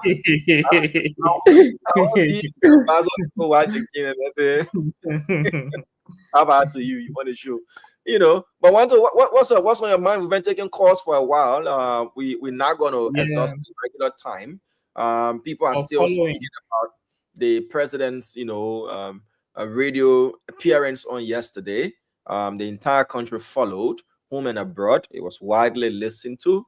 What points, what takeaway, what brings you here today? You know, there was one big takeaway that I actually gave it to the president. I think that was profound and very inclusive. The tone was very conciliatory when he was asked specifically a question on do you think President Weah is coming back? And his response was very mature. We need to pay attention to these things, Damon. Because that has been a hot topic of discussion between a lot of political pundits, especially oppositions. We are not coming back. Every comment section, we are not coming back. So when that question was posed to him, he answered very intelligently, and that is to say that the possibility of we are coming back depends on a deliverable outcome, and I think that was profoundly true, because the government will be judged on the basis of their plans, their agenda, and seeing the real change in the life of Liberian people. The other aspect that he highlighted was recognizing political respect when he said Weah has global connection. He's loved nationally by people in Liberia. And if they don't do what they are supposed to do, there is a chance that he will come back. And I respected that nature of that conversation. It was a matter of honesty. It was unifying. And I'm the biggest advocate for ensuring that our political process is purely on the basis of ideas. You know, not hostile, not intimidating, but driven by pure and rational ideas, because that's how we move a country forward. You know, if we can build a dialogue perspective and maybe disagree, it's okay to disagree. Or society can try only honor these kind of firm principles. And I respected that was my highlight from his talk show that in the morning. And then a lot of people not talking about it, but I think that should be something we should point to. Yeah. Yeah. As you said, that was politically measured, you know, very respectful and cognizant of the fact that that opponent of yours is still a significant figure in Liberia. President Baka, as you said, I don't want to repeat what you said, but it also should send a signal to his ministers, directors, and the rest that we've made a promise to the Liberian people that we have to deliver upon. That if we do not deliver, meaning like everybody else knows, we shooting ourselves in the leg. So we need to double up. There is always the name of George Weah that is just right next behind us. He has not lost that popularity. He's still popular. He still has got a significant portion of the voting population in Liberia that are naturally drawn to the individual that he is and whatnot and all of that. So that as you said, many people are not running with that. There is news in news, and there are things that people want to be attached to more than something else, like the FOIA project. People talking about that. And the president also spoke about, national airline, but to fly locally, I actually did. I mean, the interesting aspect of the airline in part of I'm not a bit skeptical about these ambitious promises of Damo, but the point is like ambitious promises. Okay. Maybe we can say political promises. The truth is, most of these things that it has to have you need to have exceptional structure to achieve it. First of all, let's look at our airline, for instance. If you're flying to Liberia, it's very worrisome. The flight prices, because we don't have competitive international flights. You have one flight. The major flight obviously is Brussels Airline. And you have some other flights that we don't fly frequently as Brussels, Air Morag, and the others. But there are other major airlines that cannot access our airport. That's the reason why tourism in Liberia is extremely terrible, and people not being able to get a flight to come frequently as possible in Liberia because of that. In Ghana, you have Emirates Airline. You have the good aspect is Turkey Airlines said they are coming back, which is good. In March or May, one of the two. May which is progress. So I think what we need to do first is think about how do we expand our airline to fit into the international standard that attract international flights. That's the first step. The other step is having local airline counties. It's very ambitious. It's possible. We have the budget to do it, but we have to be able to honestly manage our budget fiscally as possible. And we need plans. We don't ultimately just need political promises, because that's the biggest thing we've always had. Do you think, Wanto, that these conversations have already been had in the background as to what infrastructures do we have? There is already a private company that is flying locally. I think it's MSF or MFP or one of the two. There's a private company that's flying locally already. And looking at the road challenges that we have, and if you have a government carrier or a private public carrier that can take people for lesser than what this private plane or this airline company is charging, don't you think it's going to go a long way too as well? Boost movements and all of that. You talk about infrastructure and everything to make this happen. We already have counties that do have airports. It might not affect the 15 counties, but it must start up and then grow further. Again, that's why I said we need concrete plans. Part of my criticism is because we obviously don't know the details about the president plan, but on the basis of precedent, we realize that there is so many things that we have to do to even structurally, instead of even focusing on the counties of flight or airline, why can't we think about how we can build a modernized RIA, to primarily attract different airlines that could fit into the context of the standard for modern aviation? Because these are the things that we need to be able to think about. We still have challenges with fitting that international standards. Even the president is an example, because just getting a flight to fly in counties is not sufficient. We need safety procedures. We need to ensure that it fit the right standards for flights. There were upgrades. There were upgrades being done at the RIA a couple of days back. The upgrade is just Christmas light, Damo. And I'm not trying to be very skeptical because it's painful. The brought safety equipment in. They even commissioned the taxiway B and all of that. So how is it at Christmas light? That's the normal thing. The truth is, Damo, like the president should be the biggest advocate for the expansion of RIA because he faced he almost had a crash at RIA. We all saw that information. So judging from his experience, should justify that we need to have serious aviation consideration on how our airport is. We do have the budget to be able to do that. Even if our budget cannot fit that, what is very interesting to note is that the entire airport is being privatized, run by a specific institution. We can be able to challenge them to do better for the airport because the revenue they are getting from the airport is a lot. It's a lot, and that's the kind of conversation we should have, which can be able to challenge them to do more for the airport. So are you saying we cannot walk and chew gum at the same time that we have the Springpeen Airport just on the airfield, just by the Invincible Park, that could serve local flights? You know, that growing up as a kid, that used to be the airport that international flights used to take off and land at. Are you saying that even though you're saying RIA has got issues and the government just released that they've done some serious safety upgrades at RIA, that there's no need for either a private public local airline or a totally public local airline? When you say I'm very interested in understanding the idea of saying that we have serious update on RIA. I'm not disagreeing with the information because I'm just, when you say serious update, what do you mean? I said they did upgrades. Upgrades. Yeah, they did upgrades. Everyone who right now as we speak, right? I was looking at flight right now, Damo. You know how much Brussels charging now to go to RIA? Just to go to Liberia, Brussels is charging almost close to 3,000 right now for flight to go to Liberia. And the reason is the frustration is not it's not political. It's this criticism of our major airport is not unique to a specific government, but we need to be able to pay a lot of attention to it. Brussels is charging because you think there's issues at RIA, or is because of the volume? Because the airport, one of the reasons why we don't have a lot of international flights coming to our airport because it's far from the standard fit for international aviation safety. And that's what the conversation is.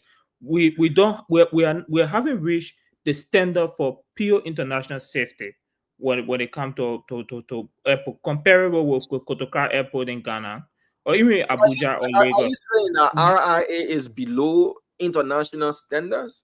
Far below. I'm surprised that this is even news to you. It is. No, it's news to me because we have international carriers coming to Liberia. You have Ethiopian Air. You have Brussels Air. Are they not international carriers? The flights that come to Liberia or are flights that have to be modified. Brussels is not even bringing their best flight to Liberia. Flights like Emirates cannot fly to Liberia. Even flights, there's no major US flight even flying to RIA. Have you noticed that? But check Serenium. British Airways can fly. British Airways can fly to Serenium. British Airways can fly to Liberia. If according to you, RIA doesn't meet international standards, but my question is, how come we've got international airlines coming to Liberia? Yeah, so international airlines coming to Liberia does not necessarily mean it fit into the standard. There are different standards for aviation per class. RIA probably might be around some of the lowest class possible. The truth is, most of the major international airlines are not even flying to Liberia. Is it because of airport or is because of passenger? Because of the airport expansion. Even Brussels to Liberia. No, Damo, even Brussels at some point in time complained on the safety, the lack of safety or infrastructure at our airport. Brussels were at the verge of even leaving our airport. I'm surprised how this is even news. Brussels, No, Brussels, the issue of airlines having complaints at the Roberts Field is not news for me. But what I'm saying is there's been upgrades, and I still find it, it lose me that you will say these foreign airlines that are coming to Liberia still saying the airport doesn't meet international standards. That's what I want to know. If the airport doesn't meet international standards, you have an international flight like Brussels, even sending their air taxi to Liberia, they wouldn't do it because they have their reputation to uphold. They have passenger safety to also uphold, and a lot of other things. That's why I want to know. So the most important thing to realize here, Damo, is that minimum compliance is not international standard. So international compliance could also fit into the context where flight can be able to absorb itself into what the airport can be able to offer. We don't even to meet the standards that are capable for most international flights. If we have heavy fogs in Liberia, where aviation flights have to fly on a very tremendous deal, they will cancel flight from RIA. More the international airports would not, because they have all of the safety mechanism to be able to do that. Even though we have challenges even with our navigation and learning systems, it's extremely inadequate.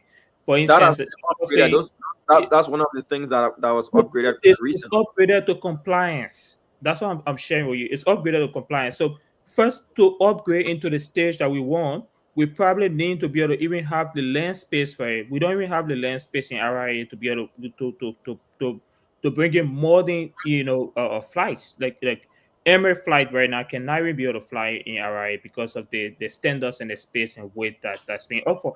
And the truth is, this is not unique to a specific administration, but this is something that every Liberians who frequently travel will tell you that there is challenge to be able to accommodate some of the best flights.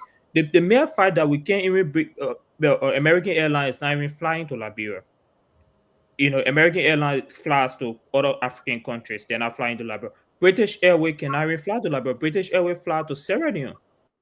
So why is are you looking at passenger volume for BA to come to Liberia? What's the population, the flying population of Liberians, from the UK to Liberia that BA want to bring a direct flight to Liberia, then landing in Sierra Leone, and you get on another sub-regional carrier to come to Liberia? That's what it's about. It was about economic. That's some of the argument that most people say. But the truth is, we haven't had a systematic data to say how many Liberians travel frequently as possible. But the mere fact that, as we speak, there is aviation challenge, given the fact that we have less competitive challenge between multiple airlines. Brussels is charging around 3,000 just to fly to Liberia. And for me, I think the reason why that is so is because there is exceptional traffic for people wanting to travel to Liberia at this current stance.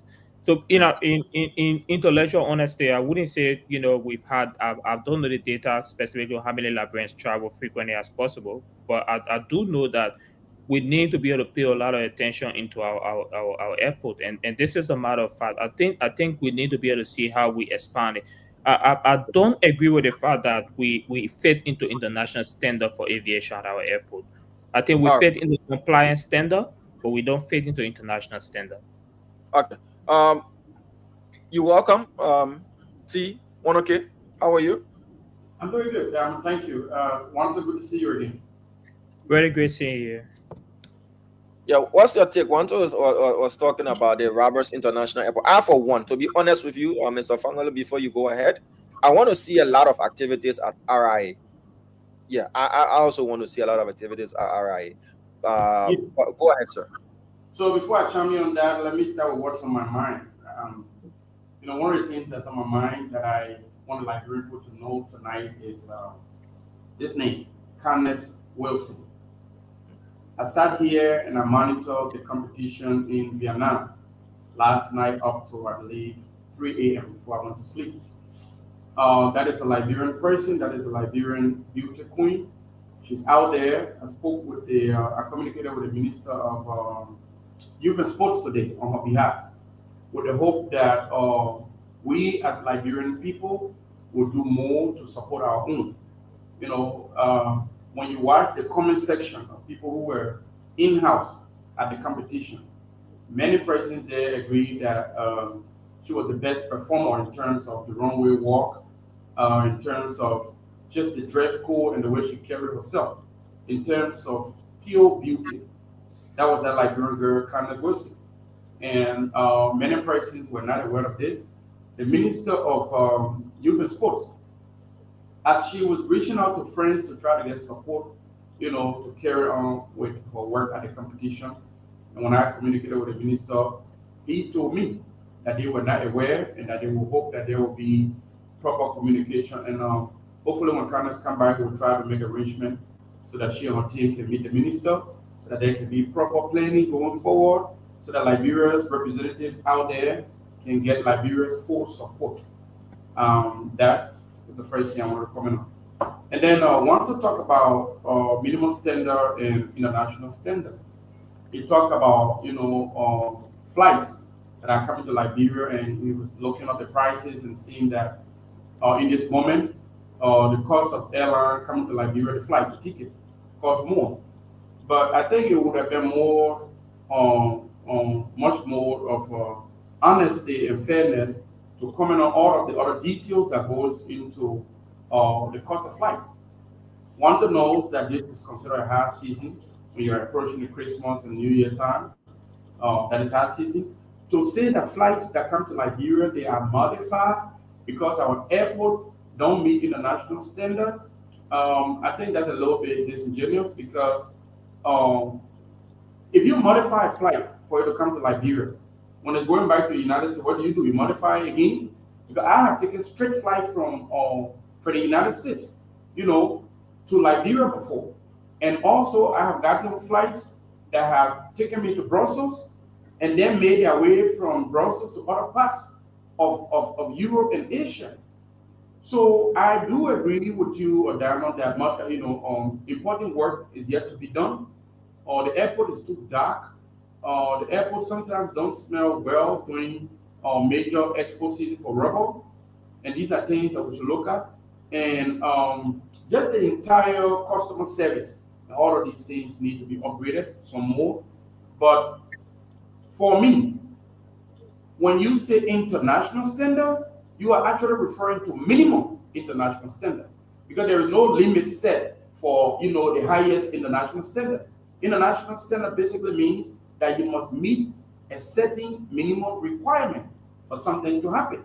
So for these white boys to bring their flights here, it means that in terms of safety, Liberia has met the minimum requirement. If that is not the case, these people will not bring their airline here. There are so many other reasons in terms of management and strategy and business planning and so many other things, customer service, international relations, so many other things that goes into why certain airlines come here and why certain airlines do not come here. But I think that to say that our airline don't meet, if our airport does not meet the minimum standard, I think that would be a little bit of minimizing the quality or the standard that international organizations require for their participants to achieve before they can operate with them. I do agree with one though that about what Joseph Walker said, the President of the Republic of Liberia, when it comes to President Weah in 2029. I wrote a post the other day on my page, and I talk about those who often make mockery of CDC and say, I'll have a lot neighbor, do this, do that. And you are not behaving in any unique way that is completely different from what CDC did here. We saw the Minister of Finance and so many very top officials of government on Saturday morning to go and they'll just, be jovial about everything. They'll be so cavalier about how they handle the affairs of the state. We hope that this unity party-led government, especially people who are decision makers in government, that they will not repeat the mistakes of CDC. CDC was only 2 years in when they were saying they'll be there for 24 years. They're going past the 6-year mark. So for me, no particular party, no particular individual is entitled to leadership in this country. It is based on your work that the Liberian people can choose you. So I hope that those who work for this government, those who are in positions of leadership in this government, that they will learn from the mistakes of the past government and they will do better. So it is with respect to that the president said that we can come back in 2029. Everything, pertains to the works of the government. So that was it. Thank you, T. Mr. Jerry, you're welcome. Having this conversation, we all do agree that there should be improvements at the Roberts International Airport. We all do agree, from customer service, to the baggage handling. One time we stood at the baggage ramp for close to an hour, and only one person was driving a small cart to go back to the plane, back and forth, to go and bring the baggage from the plane. And most often than not, you have a whole lot of other issues there that can be worked on. But one of those points is Roberts International Airport does not meet international standards, and that the government should rather focus more on improving the Roberts International Airport than bringing in or introducing what is going to be a 100%, transportation airline company, or it's going to be a private public, airline company. But the president spoke about introducing local flights, and one who said we should focus on improving Roberts Field, making sure there are more international carriers coming into the country before we can look local. What do you think about those statements? What's your take? Well, first of all, I mean, how you doing, One Toad and Dama? How you doing there? I'm good. I was just reading a few seconds ago. Huh? I was just reading your post a few seconds ago about. Yeah, I know, right? I know. So frustrating thing happening in Liberia. Listen, I mean, first of all, your party and party affiliates post that we don't see them. No. That's we dismissed one of the dispensers from one of the pharmacies, and I had to put it up because of the unethical practices that she was involved with. That's what he's talking about. Yeah. But here is the thing, Dano. Let me just say something. The situation at the Roberts International Airport. Let me first of all say, recognize that over the years, it has changed from time to time. From sometimes it was worse, sometimes it got better, sometimes. But now, one of the major things that we from overseas worry about was the stealing aspect. Today, it's difficult now for people to steal your baggage at the Roberts International Airport. Mm-hmm. I have come and go twice or thrice, and my wife have come and go. We used to be worried. Sometimes your baggage, they arrive and they juke, something on the side and open it and take everything from inside. Now, I have not experienced it in the last 3 times I've gone and come to Liberia. So that's a plus. But to T point, while I would agree that we will focus on the Roberts International Airport, if the president's desire is to introduce local flights, we want to know where the flights are going, and the places the flights are going. What is the runway like? You got the one in Grand Jeddah. I don't think I want the president to start telling people to go there yet, because that runway is not up to standard at this point in Zwedru. And I would think it should need to be reinforced. Even though it's a dusty road, not dusty runway, they need to reinforce it. They need to redo it. They need to expand it and all of that. So I will agree with T today. Maybe we don't agree most of the time, but I will agree that we should pay more attention. Flights are not still using the jetway. We still have to walk outside the jetway. We still have to take the bus to go to the flights. We still have to do all of these things. Let the jetway be done. In Ghana right now, you don't walk on the tarmac. You go through the jetway and get in the plane, unless there's a special flight. There are so many things that still need to be done at Roberts International Airport. So many things. So I agree that we should rather pay attention to the Roberts International Airport and make it reach. But Mr. Jerry, the last time I flew out of here, we used the jetway now. Yeah. Then what time? Where the last thing you that was in September or October of this year. But then they start using the jetway again. But the last time I was there, 2024, April, the jetway was not used. In fact, it rained so badly. I was so wet. Outside there, it was raining. We couldn't go anywhere. Was standing right under there. We got to run to the bus and get in the bus. The jetway was not working. And it was Ethiopian Airlines that I came with. I mean, Aska, right? Aski, or whatever it is, to Ethiopian Airlines. But look, Damo, look at it, Robert International Airport. The services may be improving. You said, for instance, right now, if you go to Robert International Airport, when we are returning those days, the chaotic situation where, you know, like U.S. citizen, non-U.S. citizen, you know, foreign guests, the process of getting out is faster now. It is faster. Then I'm gonna give kudos to the guys at the airport. Even if you are coming in to fly away, the process now is easier. Those days they used to beg for money a lot. I'm not saying they may not be happening anymore. But if you want to give money, you will have to give it by your own volition. Nobody's going to stand over there and say, give me money. They're not going to do that. Because everybody right there and people are watching. They got camera and everything down there. The bosses, they're all down there. So from one space to another place, by the time you go in it. The first time 2024, when I arrived in February, I got out of the airport within less than 10 minutes.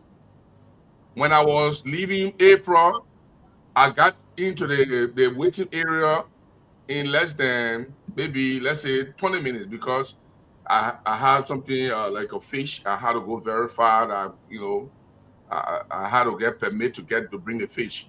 So it took me a little like 10 minutes. But it was fast. So we thank them. But is the process okay now? Our runway, is it okay now? The last time President Weah was there, 2 times there was no light at the airport. And I'm told President Weah's own plane came and there were no lights. Most planes left Liberia because of the current situation. Is it improved now? Do they have maybe solar panel now to make sure that there's no lack of electricity? So all of these things need to look at it. But I like the idea of doing a local flight, but we need to see where they are flying and what are the infrastructure in place. I think so you embrace the plan announcement, but you want to see what will be the implementation. What are those things that will be put in place? For example, you want to know what is going to happen with the airport in Lofa. The one I was later made to know that there is an airport in Nimba. You know, somebody said I said, airport community. They said, yeah, in San Nicolas, we get airport community. You know, there's one in Grand G there. Where again? There's one in Maryland too. One in Maryland. You know, and if we cannot get all of the airports, 15 counties, at least you can have regional ones. But he can just fix the Grand Jeddah one for everybody in the southeast. Yeah. You can, you know, but let's see. Any other thing you want to add, because today we don't have lots of time. I was reading the comment section. As always, part of my very interesting animosity with people is because I think our society is very gullible. The gullibility of our society allows people to just make statements when they don't realize that it's coming from a very profound research background. I argue here that our airport at RRA is not at the standard that it's supposed to be. There's some comment section as they fly don't travel. Right now if you Google, you'll see British Airways traveling to Sierra Leone. So I don't understand the logic of that. But there was a very interesting research that was done recently. I just sent a link in the chat. If you don't have time, read that research. The picture in that research, you'll see a picture of the airport authority that includes Steering is in that picture. So it was a report not done by international partners. It was done directly with the airport authority. Here's what the report said. The report said that the reform response into safety audit graded our airport, our oversight score around 27%. significantly below the global benchmark of 75%. Two significant safety concerns remain unresolved, raising serious ongoing problem at Rabat International Airport. The Liberia Aviation Authority, because of this report, set a roadmap which they look forward their futuristic goals to be able to look at stronger measure to achieve this. But this is a report, 2025 report. In fact, it was published September 8, 2025. Done with the RIA. I share that. So what are some of the things that were highlighted? Because as I said, there have been some improvements. Safety concern is the biggest aspect that were highlighted. Yeah, there were some safety equipment. I'm trying to get the post for the safety equipment that were installed, or they're still in the process of being installed, because I've been following the Liberia Civil Aviation Authority's page, and they made a whole lot of good noise about that. So you can just go ahead and I'll share that as well. So the truth here, Damo, is that they graded our airport around 27%, which is significant below the benchmark of around 75%. That's the benchmark according to international standard, and we fall as low as 27%. So in reality, with that percentage that we fall on, and the report was done with the Liberia Aviation Authority, not done in isolation. It's an international report. It was done in September. We are currently in December. We're not going to leapfrog to reach around 75% in the space of 2 months. So obviously, the truth is there is a concern that we have to resolve. We need to be able to look at what kind of. You don't need to have a crash before you know we must be able to improve our airport. The mere fact that the president, almost had a crash on the runway is evidence enough that we need to do better. If you're arriving at RI in the night, right? There is significant challenges with having airport light. That wasn't covered in that. But to have a modern airport, there must be a lot of concerns that are being implicated in it. For those that travel out of Liberia, they realize that when it comes to modern airport, you must have different mechanisms in place that protect pilot in terms of landing equipment avenue, in terms of security concerns, in terms of safety, procedures as well. So when we are saying these things, I've made a statement and said this is not unique to a specific government. To say that the current government must take the blame for our airport, that would be an unfair intellectual argument. But the truth is, we cannot deny the fact that our airport is not an international standard, and that's the truth. Whether people want to politicize it or not, is evidence backed by reports out there. And I'm not quoting these reports. These reports were done with the standards being set up. There's another report that I shared with you that was published also in Liberia Investigator. And the report highlighted that for our airport to meet the standards that has been allocated, we need to invest around 15 million into our airport. 12 to 15 million in our airport. So again, these are the experts who are estimating what we need to be able to do. Do I embrace the president idea of having local airlines and stuff? I think it's a good thing, but we must be fair to see what we need to be able to do right now, and how can we be able to achieve it. Gibson struck a very important point. He said, even the airport, the ones in, I think Grand Gita has a challenge. So these things, you not just make political promise. You must have a structural, systematic plan in place to say, this is what we've investigated. These are the assessments we made. To achieve this, the budget that we estimate, to just say, in a few days we'll begin local airport, that's political statement. And for some of us, we don't believe in political statement. Okay, Wanto. Thank you. T, just as we T, what do you have to say? Because we have to be drawing down the curtains. Today we don't have to go to full blast. Wanto just again struck his point. Concerning the airport, you could speak on that or any other thing that you want to talk about. Yeah, it sounds quite intriguing to hear that one don't believe in political statement, unless you could have added there that except they come from certain individuals.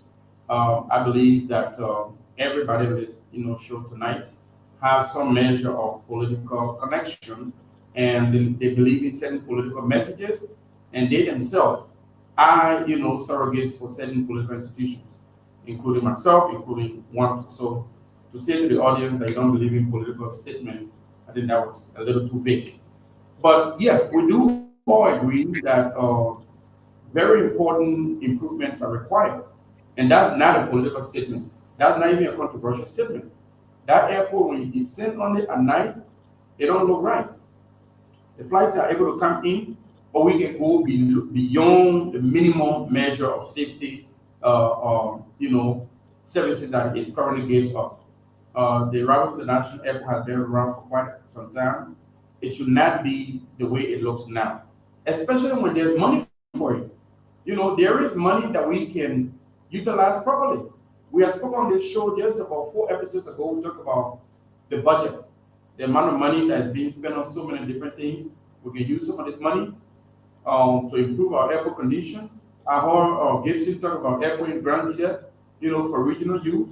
We got a local spring fee here.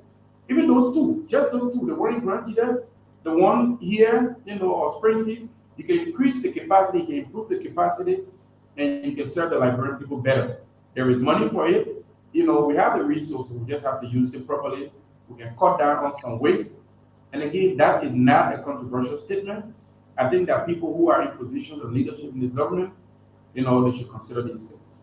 But the airport, when it comes to safety, I think that the minimum, safety requirement, at least we operate at that. Is it the best? No.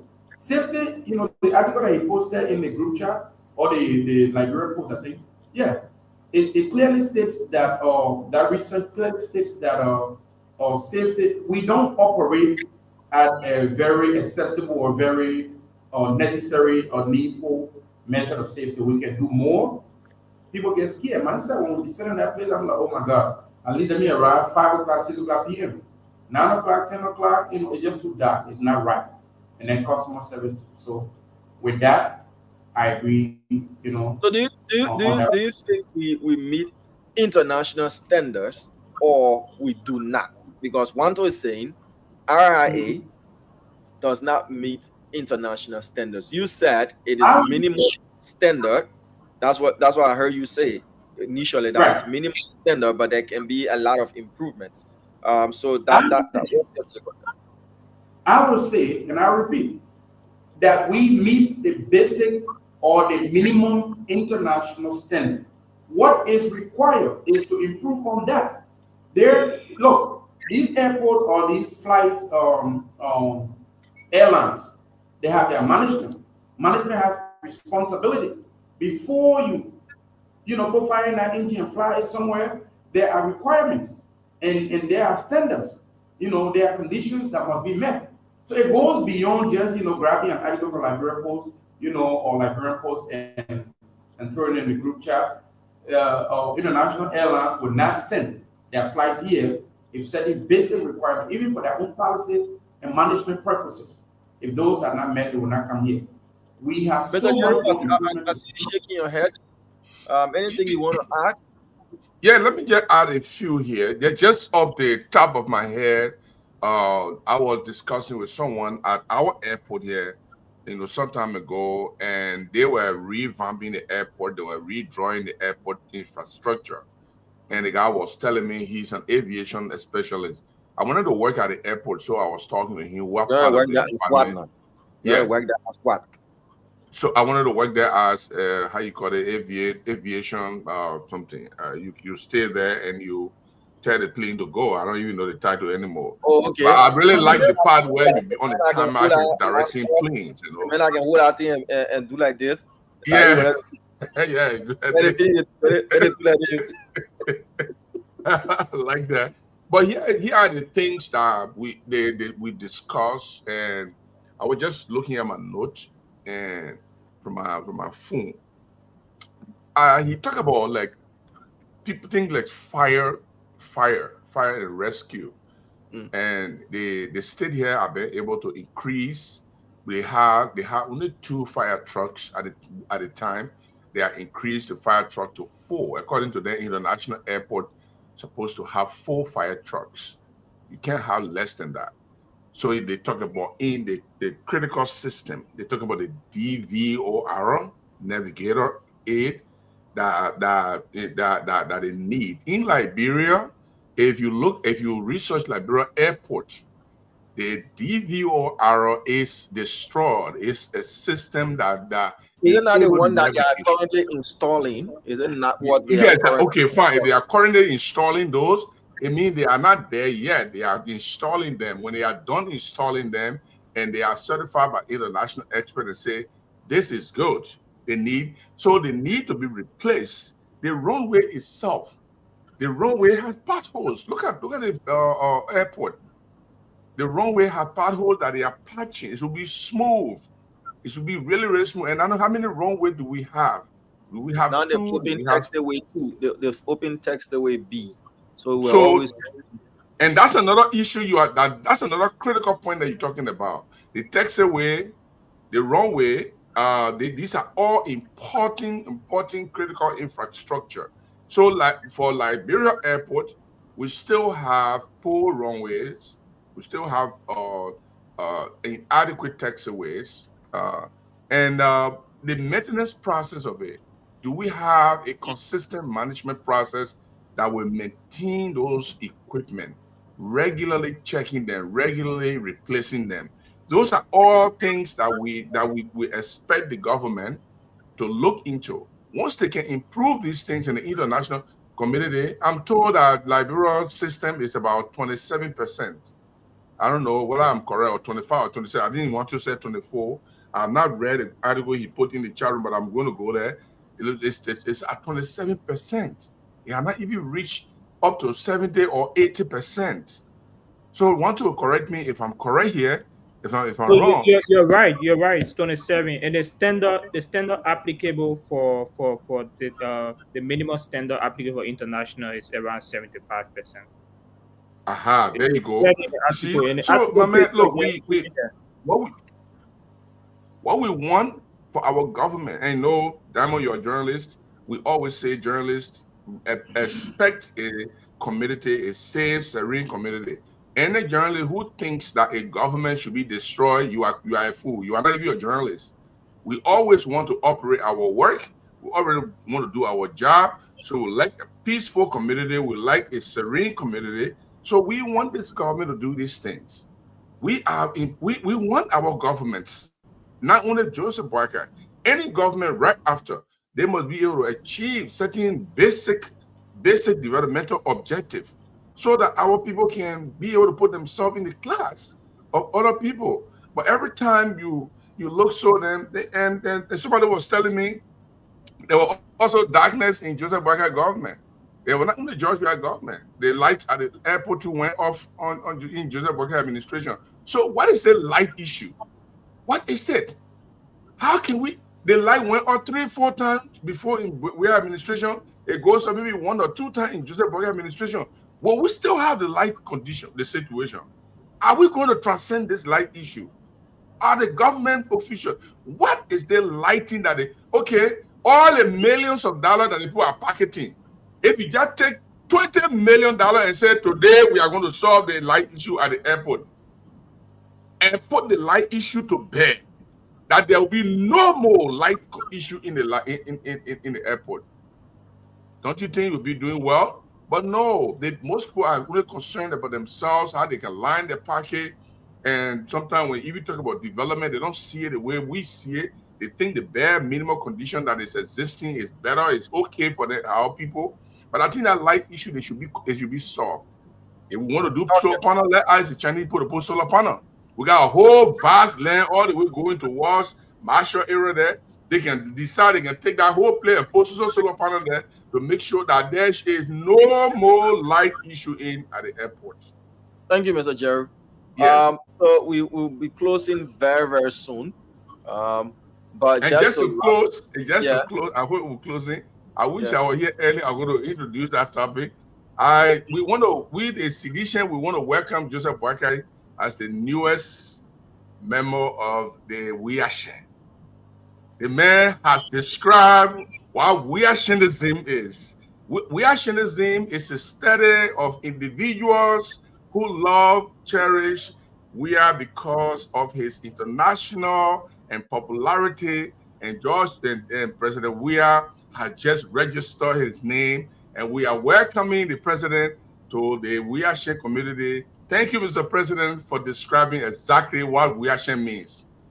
Want to describe that as political maturity, but here you are trying to put a spin on it and create it into something more sensational than what it is. Why don't you see your fellow partisan or the affiliates? I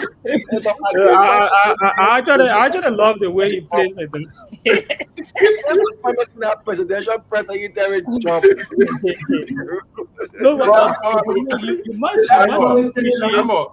must clearly. If I were in Monrovia today, I would have gone to the party headquarters and asked Janga Ko for us to put up a cocktail for President Boakai. Listen, what he has done, and when people say we are Shen, the ordinary people like T them who don't know what we are Shen is, they will condemn it. President, we are actually describe what we are Shen is. This is the kind of man we are talking about. Hey, my man. You think about going to Panama, I think you have to change your plan today. Oh no, it is not your plan. We have been systematically upgrading because we have been systematically upgrading. So we shut off on Saturday for the machines to rest so that they can do the work during the course of the day. It's not about me because every time you have to fine tune. We just got through the rainy season. Mr. Jeru operates a radio station. You know what happens to the tower and the antennas and everything. You have to bring them down. I just did my tower, so you are right. Yeah, and all those things. And we close out to the sea, so we face a lot of corrosion issue. Mr. Emmanuel GK George, how are you, sir?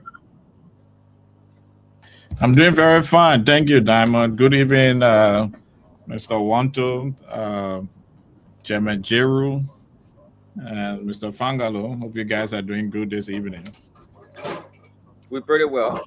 You got in. We were about closing up on the airport situation. The president, made it clear to the public that he has promised that there will be a local carrier to take people to the counties and all of that.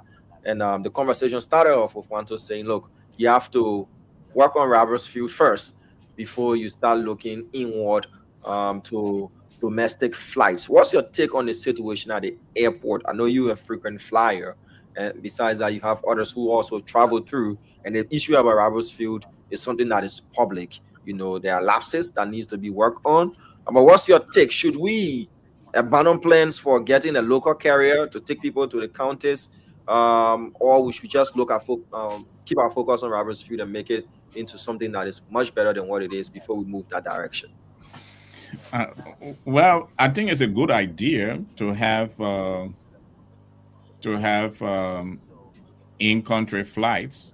It's a very good idea. We had it before the Civil War. We have WISWA that needs to take those of us who went to university in Harper. We need to fly to Harper in those Cessna aircraft. Very dangerous, but nice to fly. So we had that before the Civil War. I think even during the war, WISWA was still started flights to West Africa. I don't know what happened after that. And they started flights to West Africa, but it was a private company. And then we also had the Liberian Armed Forces at that time had the air reconnaissance unit that used to do domestic flight and sometimes assist taking us to the counties. But I don't trust this government, because if you look in the budget line, especially as Senator Amara Corner reported, $2 million were allocated for the Roberts International Airport. $2 million. And they diverted that money to the Ministry of States and some other ministries. So, in as much as it's good to have a local carrier, is the idea, or do you trust those who are saying that they were going to do this when they had $2 million to develop that airport that you said? Many of us, there have been a great improvement at Roberts International Airport, but there's still a lot to do at that airport. And $2 million could have done a lot on behalf of Roberts International Airport, but we diverted that money. So who some of us are thinking that this may be an opportunity to divert money again to this powerful Ministry of States. What they do with it, maybe T will tell us. $2 million. I think they spent over $1 million to purchase a vehicle for the president. The president is traveling on different trips. He went to Imo State summit that the president of Nigeria himself did not attend. So when you have all these things taking place, you're not too sure whether that money will be used for the purpose intended. But again, it's a great idea. It's a great idea to have in-country flights. Second, what is the plan to upgrade the airports that we have? I've used to fly into Maryland through all my time when I was at Tottenham College at that time. And the airport still had problem. The last time I was in Harper, that airport had problem. The last time I flew to Harper, the airport was still the same. It didn't change. When I flew to Sano, the airport was still the same. No change to the airport in Sano. So I don't know what plans we have to upgrade those airports. And then when you're building airports, you have to take into consideration are Liberians traveling people?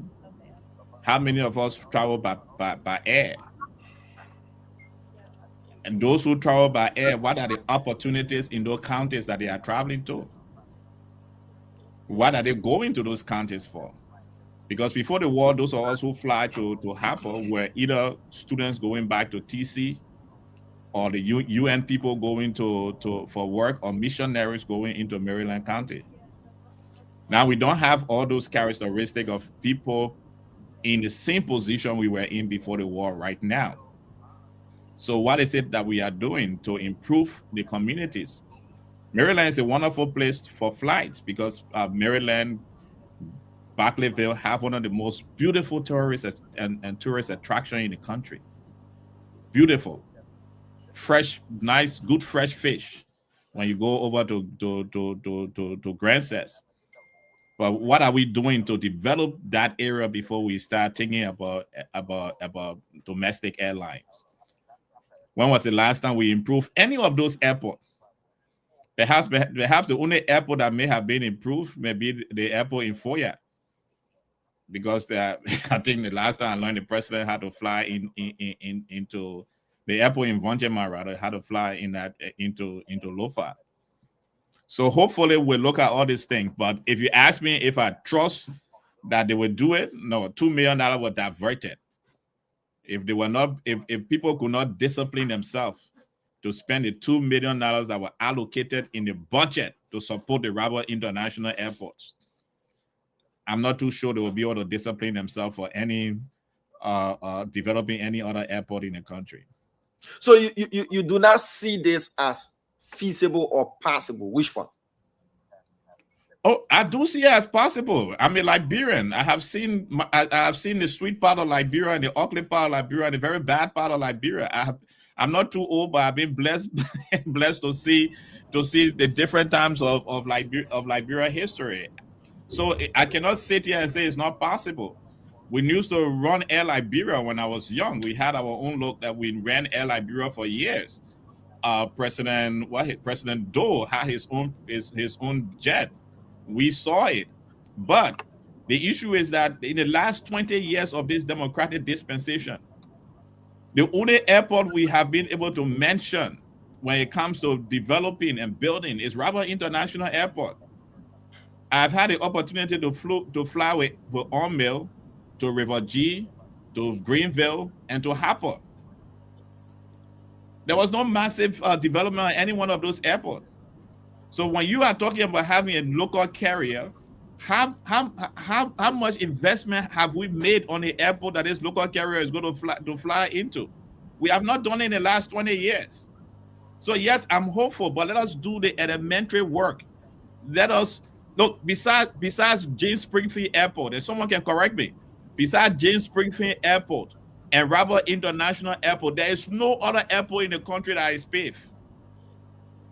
No other airport all the other airport that gravel. Let me just I will call you up, Dr. Josh. You know, Adamo and to the rest of the panelists, I don't know how much time we got to show. Adamo, you sounded like we're close. We got about 26 minutes there, Bob. Yeah, I just wanted to add something quickly to support my dear friend, Dr. George's statement. You know, this kind of, I don't think that we Liberians should be propagandistic about everything. The very first statement that came from, Dr. George when he came on is, I don't trust this government.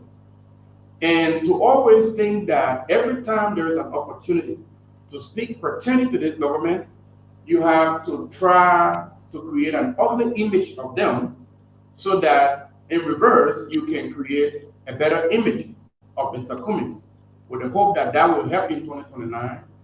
5 episodes ago, I told you, I said, look, to even sit here and hope that in 2029 Cummings will become president, that's an unrealistic aspiration. But why are you so Mr. Pamalu, why are you so entitled that Mr. Cummings cannot become president, but you don't want the judge to criticize your government and make a space for himself? Exactly, he did that for about 6 minutes. That's fair game. I'm just supporting his argument. I'm just trying to support his argument here, with a view that because I like the gentleman. He's a very sophisticated gentleman, and my hope is that something will turn around between now and 2029, and we'll be teammates. I really like to be teammates. Are you trying to openly recruit him, man? What are your point? That's too early. I don't think it will work. I won't start that so early. But I'm just saying, I intend to visit Minnesota soon, and we can have these conversations behind closed doors. One of the most substantive issue here, I think that when you talk about things that ways in which government in this country have disappointed in the last 20 and 30 years, and then to not create a bigger picture about how, Charles Taylor let us down, Madam Salih let us down, George Weah let us down, maybe say Bouaka is letting us down too. To not refer to a systemic problem of maybe the lack of patriotism across state institutions, and to just come to the government on the head and say, hey, you, this government, I hate you. I don't think that is okay, because people who are listening right now, all they hear is, this government is not good for the Liberian people. This government is failing. This government is diverting resources to the wrong priorities. And then it does not refer to all of the issues that have affected we, the Liberian people, over the years. I will sit on this show and say that this government has not met the mark for me. This government is not perfect, and it's me speaking. This government is not perfect. There's so many areas in which I'm not happy with them. But for me, when I look across all of these different political institutions that we have, this is the best that we have. In terms of issues of justice, in terms of issues of international relations, being able to talk to partners over there and improve our standing so that they can give us some of the things that we need and create opportunities in so many different aspects of our life, I think that this government is a much more responsible and better government. There are areas in which they have fallen short. There are areas in which they should do better when it comes to job creation. When it comes to speedy trial, people that you accuse of committing crime, as a human rights activist, I look to see speedy trial. You understand? Myself has sued the government. I'll talk about it. Got volumes of documents here that will show you that I've sued Liberian government so many times for not doing the right thing. So I would never support the idea of accusing somebody of doing wrong and then just have a cloud hanging over them, like what is going on with several persons that have been accused. When you accuse somebody under the law, give them speedy trial. And when you fail to do that, you have disappointed your people. And in that regard, we can say clearly that there are areas in which the government should. So are you saying Mr. Cummings can never be president of Liberia? Is that what you're saying? I didn't say never, Dama, for the record. I didn't say never, George. I didn't say never. No, I'm not coming to that. That your opinion. You have I'm just saying 2029, it will be an unrealistic aspiration. Maybe 2035 and beyond. It is possible. You can't go for it. Okay, let me come to you. First of all, T, you got to first realize that the moderator asked a specific question. I know you have someone sorted from being an independent and you got baptized into the Unity Party. That is a great baptism. In what war? It seems that during your process of baptism, you forgot how to answer questions. But this is the issue here, my dear brother. I will ask a specific question about the president talking about having domestic airplanes. Mm-hmm. And I'm answering as a Liberian, and at least I have I have traveled to 14 of the 15 counties in Liberia. So I have an opinion on this issue. First of all, T, you were on this station when you saw $2 million that were budgeted for the Roberts International Airport being diverted from that airport into the Ministry of State account. You have no problem with that. When last did you travel by plane in Liberia? Tell me, T, on this network tonight, which beside Roberts International Airport and James Priestfield Airport, 2 airports in Monserrado County, tell me which airport have a paved tarmac in the Republic of Liberia? Please tell me one of them. Well, my answer to you is I can check on that, but no, just name one. This problem. Let's not make it look confrontational now. Okay, so you see, you don't have any. And I'm telling you that the major cities in Liberia that have airports that can benefit the Liberian people, those airports have not been attended to in the 20 years of our current democratic dispensation. For 20 years, we have not attended to them. For a very long time, the only people who flew planes out of Monserrado County was UMIL, the Ukrainian contingent at the Roberts International Airport. So it's a beautiful conversation the president has started. It's important that we have domestic airline, but we have to first of all start developing a structure for these airlines to operate in. That structure we don't have in Liberia at the moment. Okay, so, Dr. George. Okay. Thank you. Want to quickly? Just to follow up, I think one of the main things that people don't grasp from the conversation is we're not tying down the structural deficiency at the airport unique to a specific political party. Nobody is saying government is government. We are speaking about the systemic issue at the airport and providing data and reports. And nobody also is saying that it's a good thing to be able to have county-wise of aviation setup. What is very interesting, Damo, is that one of the biggest challenge in the expansion with RI is because we don't even have the availability land to even expand the airport.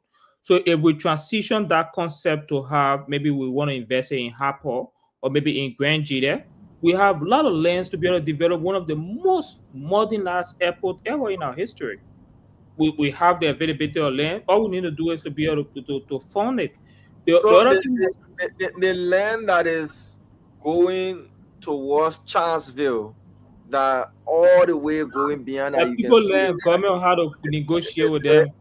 RIA property, stay away. Isn't that part of the airport land?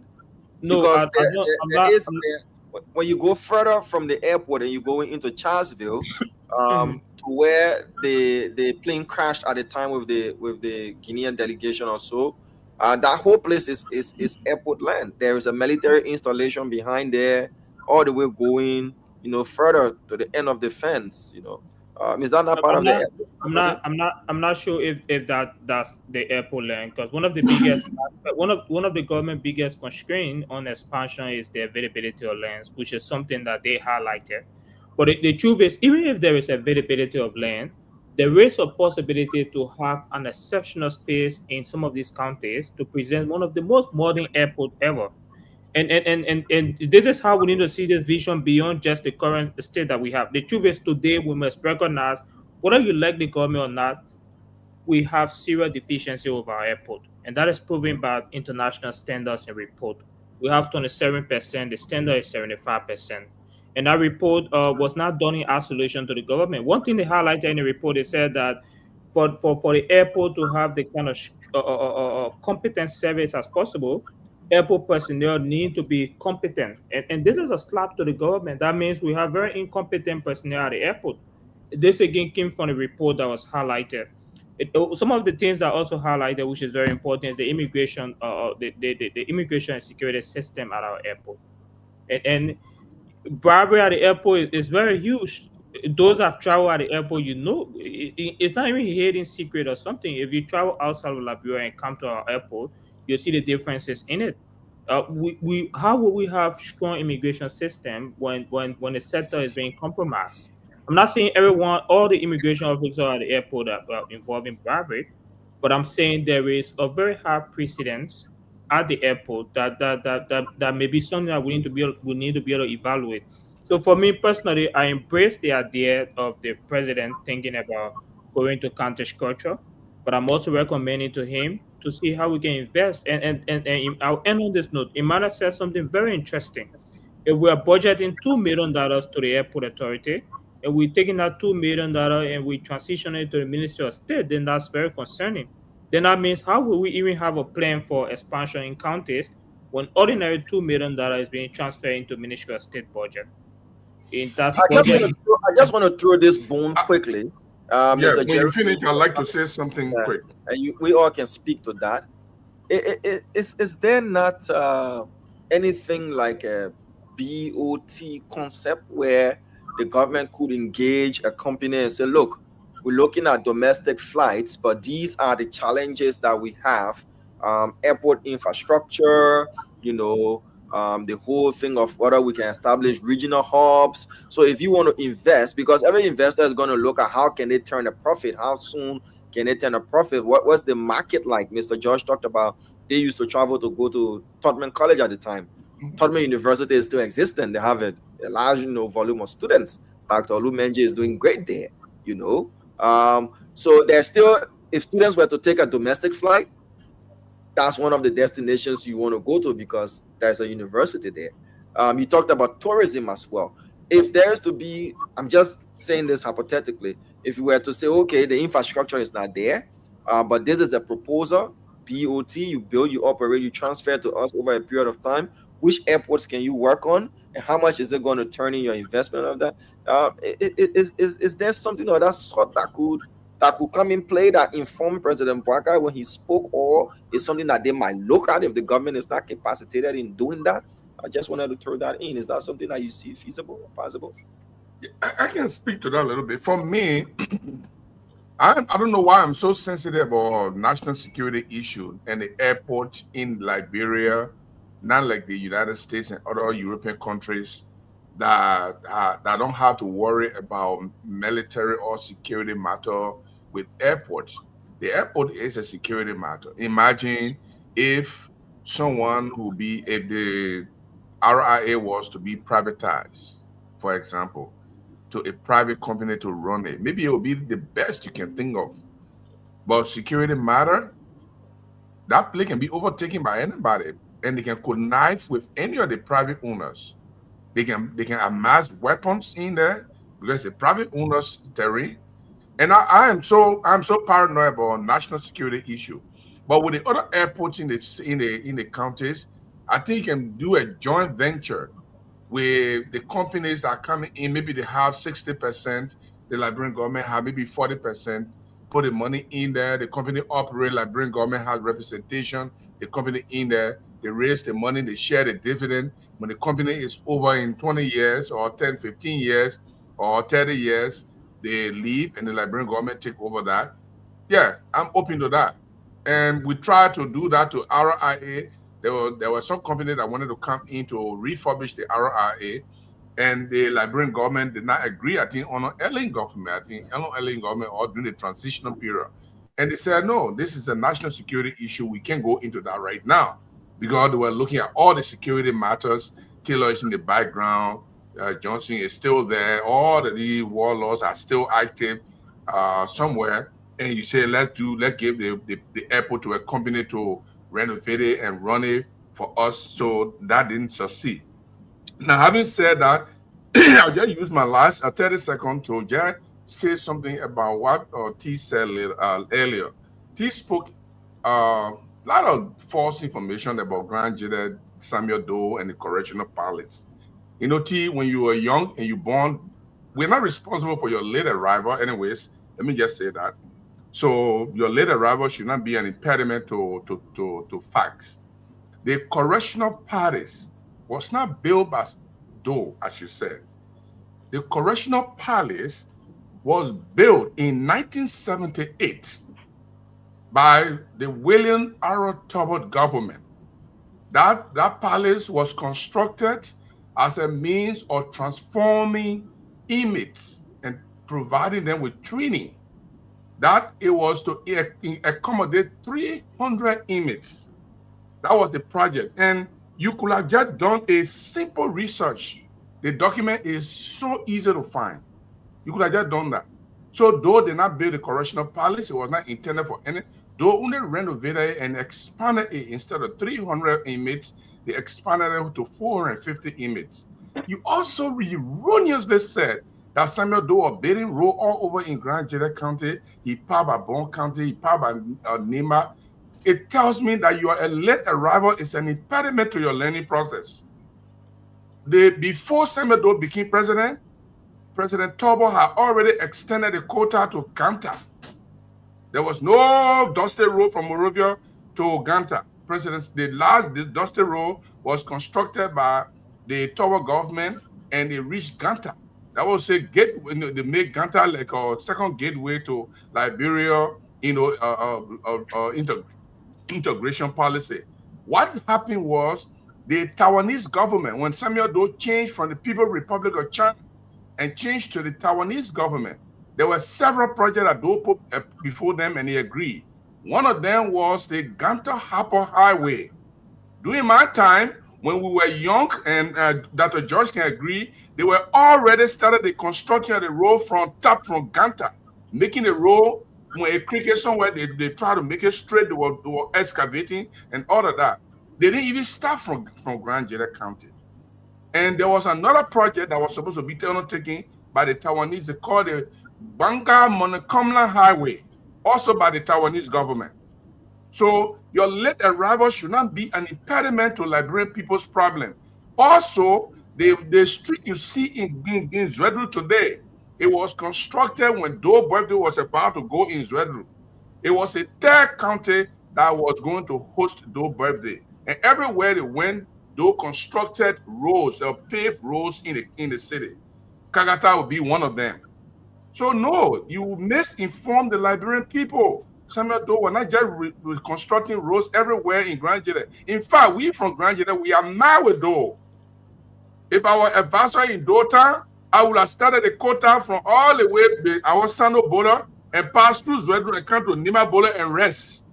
And then when he not put it in, he didn't all about deal with it. But he didn't do that. Doe were concerned with pleasing the people in Nima more than pleasing the people in Grand Jeddah.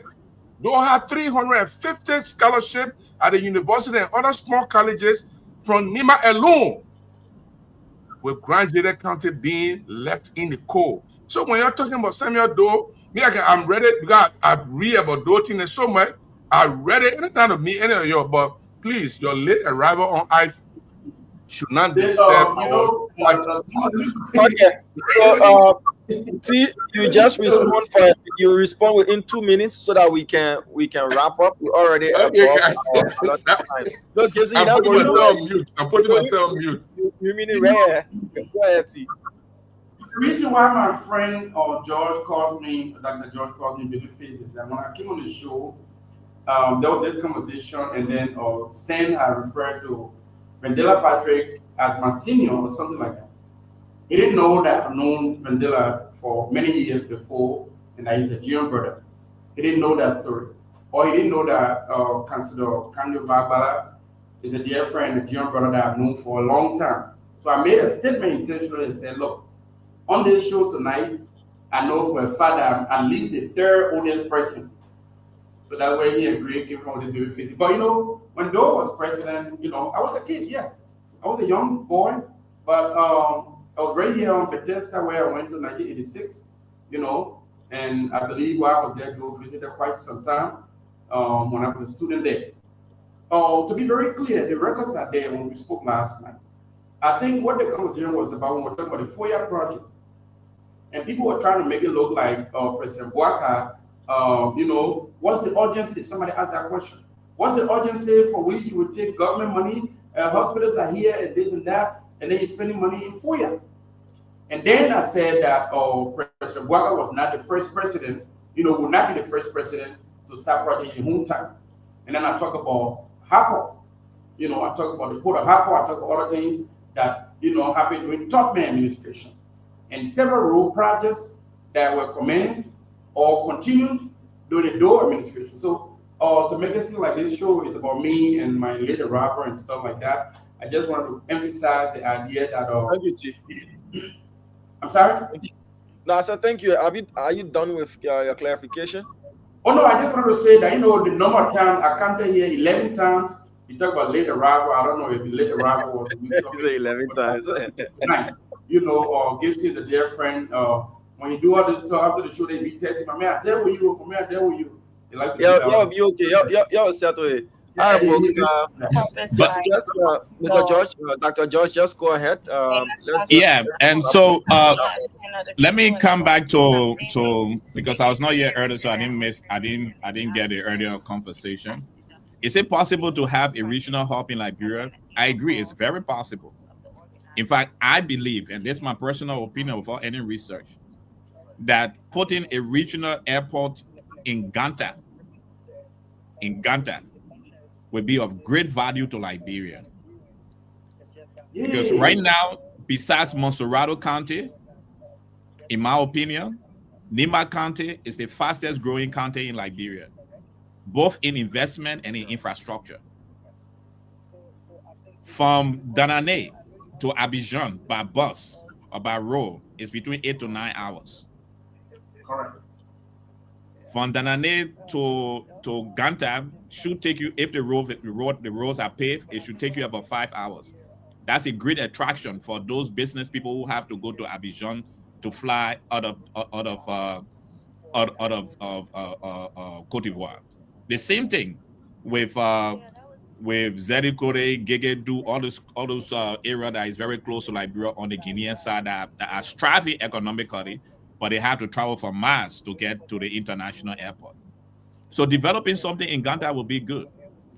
But what I'm stating here this evening is that since the 20 years of our democratic dispensation, we have not invested in paving a single airport in Liberia. In fact, it was OMIL that ran most of the airports in Liberia when the Ukrainians were there. So if we are really serious, I'm asking the president, let us start with the infrastructure development. Let us develop the infrastructure. One thing that amazed me when I left Liberia to go to Cote d'Ivoire, I never knew there was a beautiful country close to us like that. And that's why I believe the Yoruba parable that says, if you have not been outside of your father's compound, you would think your father's house is the most beautiful house in the world. In Cote d'Ivoire, when Houphouët was president, he paved roads to places where they did not even have a city.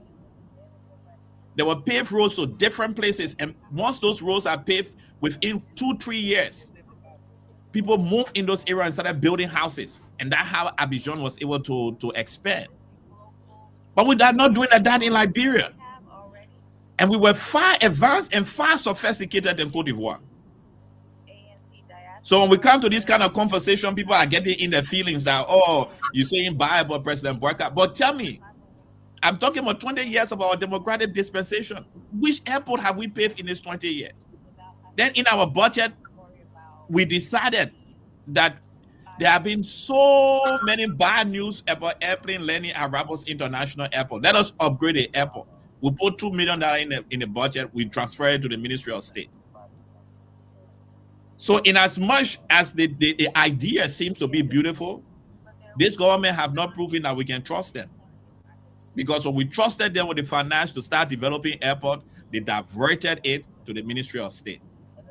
Until they can prove that they can be trusted, then we'll understand what they are saying. But they have to prove it. If I can end on this note, sorry that I'm talking too long, and I will end on this note. In my mind, and in the mind of many Liberians that I interview, the only political person that has the ability and the capability to transform Liberia is Mr. Alexander Benedict Cummings, Babyface. You in Liberia, you can do that interview. You in Liberia, walk the streets of Monrovia and interview people. Most Liberians will tell you that the only person they trust to change Liberia to the place Liberia can go to is Mr. Cummings. Where did you take your about sample the second size? part of the story, but I will end that with this Where did question. you take your sample size? Is it just around the Now, Galley who then you were Junction talking to area in the or street, the so headquarters? Even Gacy and Wando don't agree. I don't know if Wando agrees with that sample. Where that sample was taken from? The sample are taking for rare, right? You know, okay, the I'm Galley going to Junction Monrovia. area. I will go in the street and ask the people. I am asking you all that is there today. You and Baby T, you in Liberia. Ask this question. Amongst the political leaders in Liberia, who do you trust? I've already asked. I got the answer. Who do you trust to move No, the ice economy again. forward? Ice Who again. do you trust to transform Liberia? Who do you trust to end corruption in Liberia? You know, man, Ask that those God specific will questions. seize every opportunity to I market. will post that. I will post that on my page tomorrow. I will capture the screenshot. I'm not saying I'm not talking about your page. The You main in thing about Monrovia. your Drive around. Your page is unique to your people who believe in you. So they will vote so that you can give them. My man, the commentators say you get drafted. Who that? You say him, right? You think he got drafted? All right, guys. Thank you very much. So my closing again. I'm gonna be publishing a very interesting write-up on something that we don't. When I came here, Damo, I said we are not paying attention to one of the major highlights in President Barker's interview. It is where they ask him, "Are you sure President Buya is coming back?" And he shaped that response in a way that is very profound. You know, it's politically respectful, but it's also genuine. That in a way that I think a lot of supporters for the president would not like it, because one of the biggest challenges we've had here, Damo, is that this government, a lot of government officials are futuristically thinking about 2029 rather than thinking about the current situation in the country. And President Barker was clear. He said President Weah has a chance to return back if it borders down on our governance and how we work in the interest of the Liberian people. And he also said something which Gibson said we need to award President Barker the Weah share. And I agree with him. He said President Weah is very much respected globally. He's nationally loved, and there's a possibility he will come back if they don't achieve it. And this is how our conversation should be. This is how it should be. We should be honest about the situation in Liberia. If governance is not meeting the demands of the Liberian people, ultimately we'll tell you that this government will be gone. And that's the truth. And it's not the interesting thing about this that we are ignoring is not coming from me, it's not coming from Gibson, it's not coming from Emmanuel. You know, maybe we'll say sometimes T can get very and say, oh yeah, we'll not be defending issue. It's not coming from people who fundamentally may have disagreement on how governance is being displayed. It's coming directly from the arrowhead, the president of Liberia, reminding his officials. And for me, I think we missed the mark on that conversation. And this is where we believe that it's fascinating to think about. In closing, this was a great show. I really appreciate being here, and Damo, you did an incredible job. Right now, sir, we don't want to end the show, but no, we have to end the show. I have my birthday. She has already sent me 3 text messages. If I get the full, that will mean automatic suspension. Yeah. So if I want to buy the next 1 hour, you will agree? Because it's critical to our infrastructure. We have to shut down. So we can take the money and then we will use the same money times 3 to repair. In my closing, I think that go ahead. First of all, again, closing again.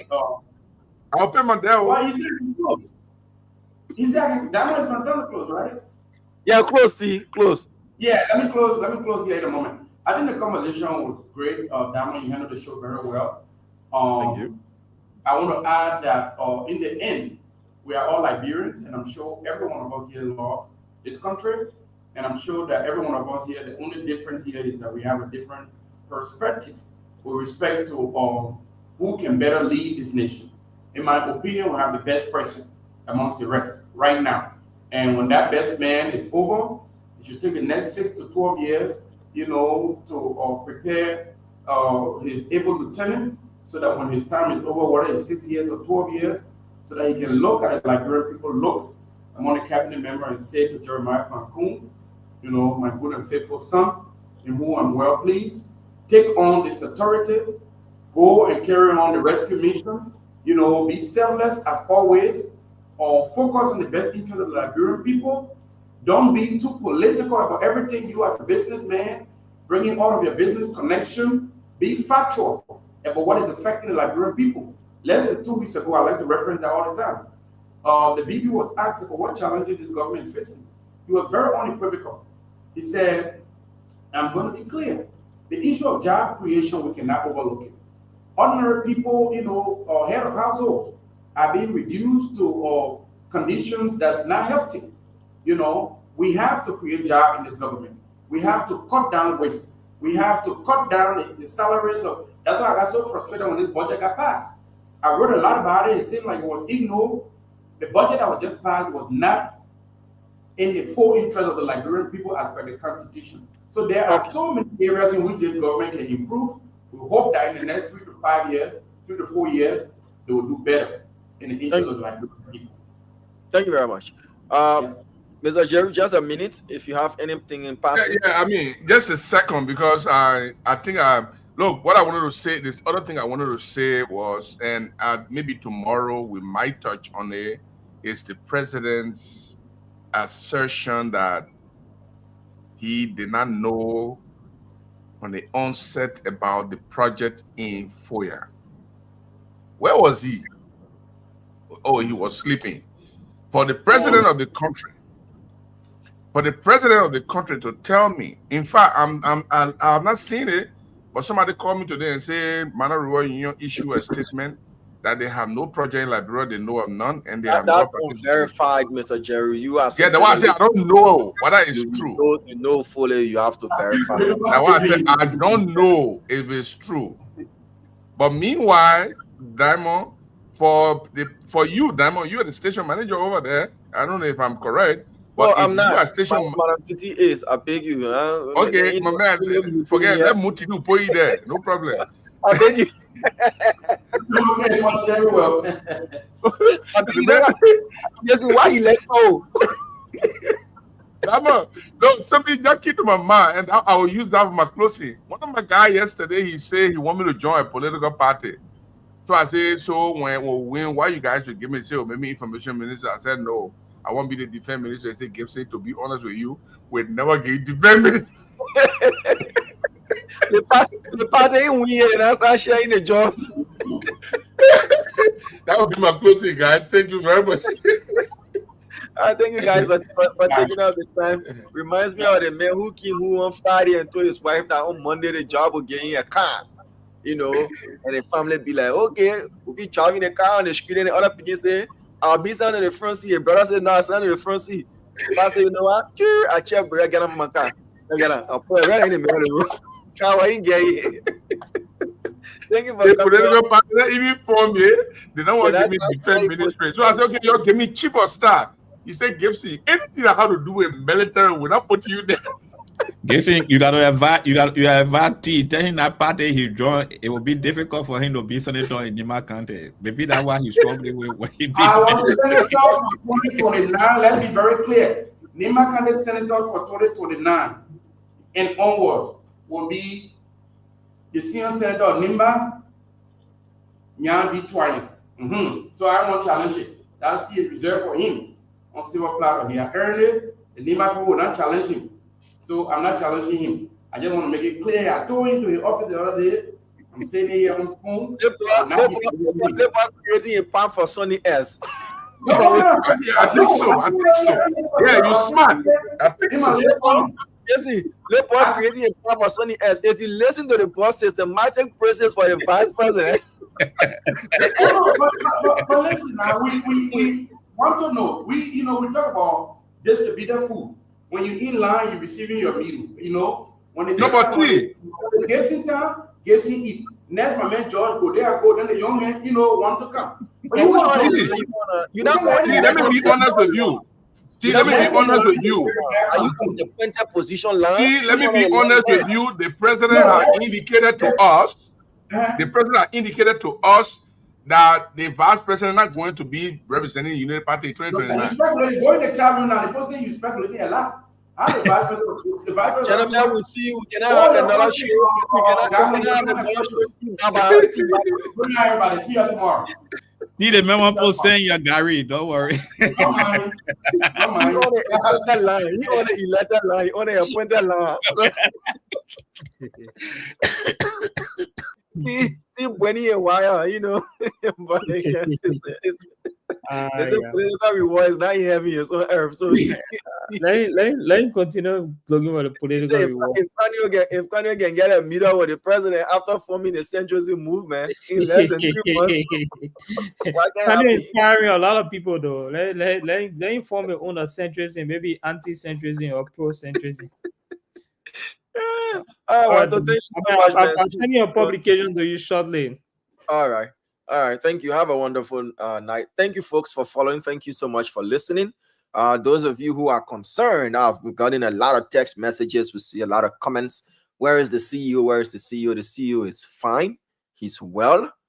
He's on a family vacation and will most likely appear tomorrow on one-on-one with the CEO, as we'll be hosting a special guest as well. It's very, very touching that you're concerned and you want to know his whereabouts. He's okay. He's well. We've spoken more than 3 times today. And he's on a family vacation. He'll be back on tomorrow or Monday. Thank you for watching. Thank you for listening. On this note, this is how we draw down the curtains on tonight's presentation of the Spoon Talk. My name is Diamond Slanger, bidding you farewell from Liberia. Bye-bye.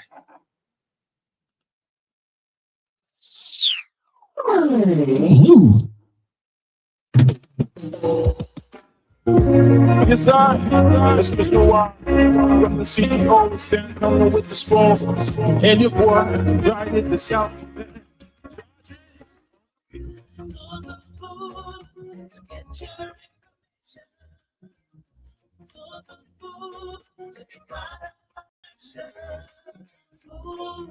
Spoon.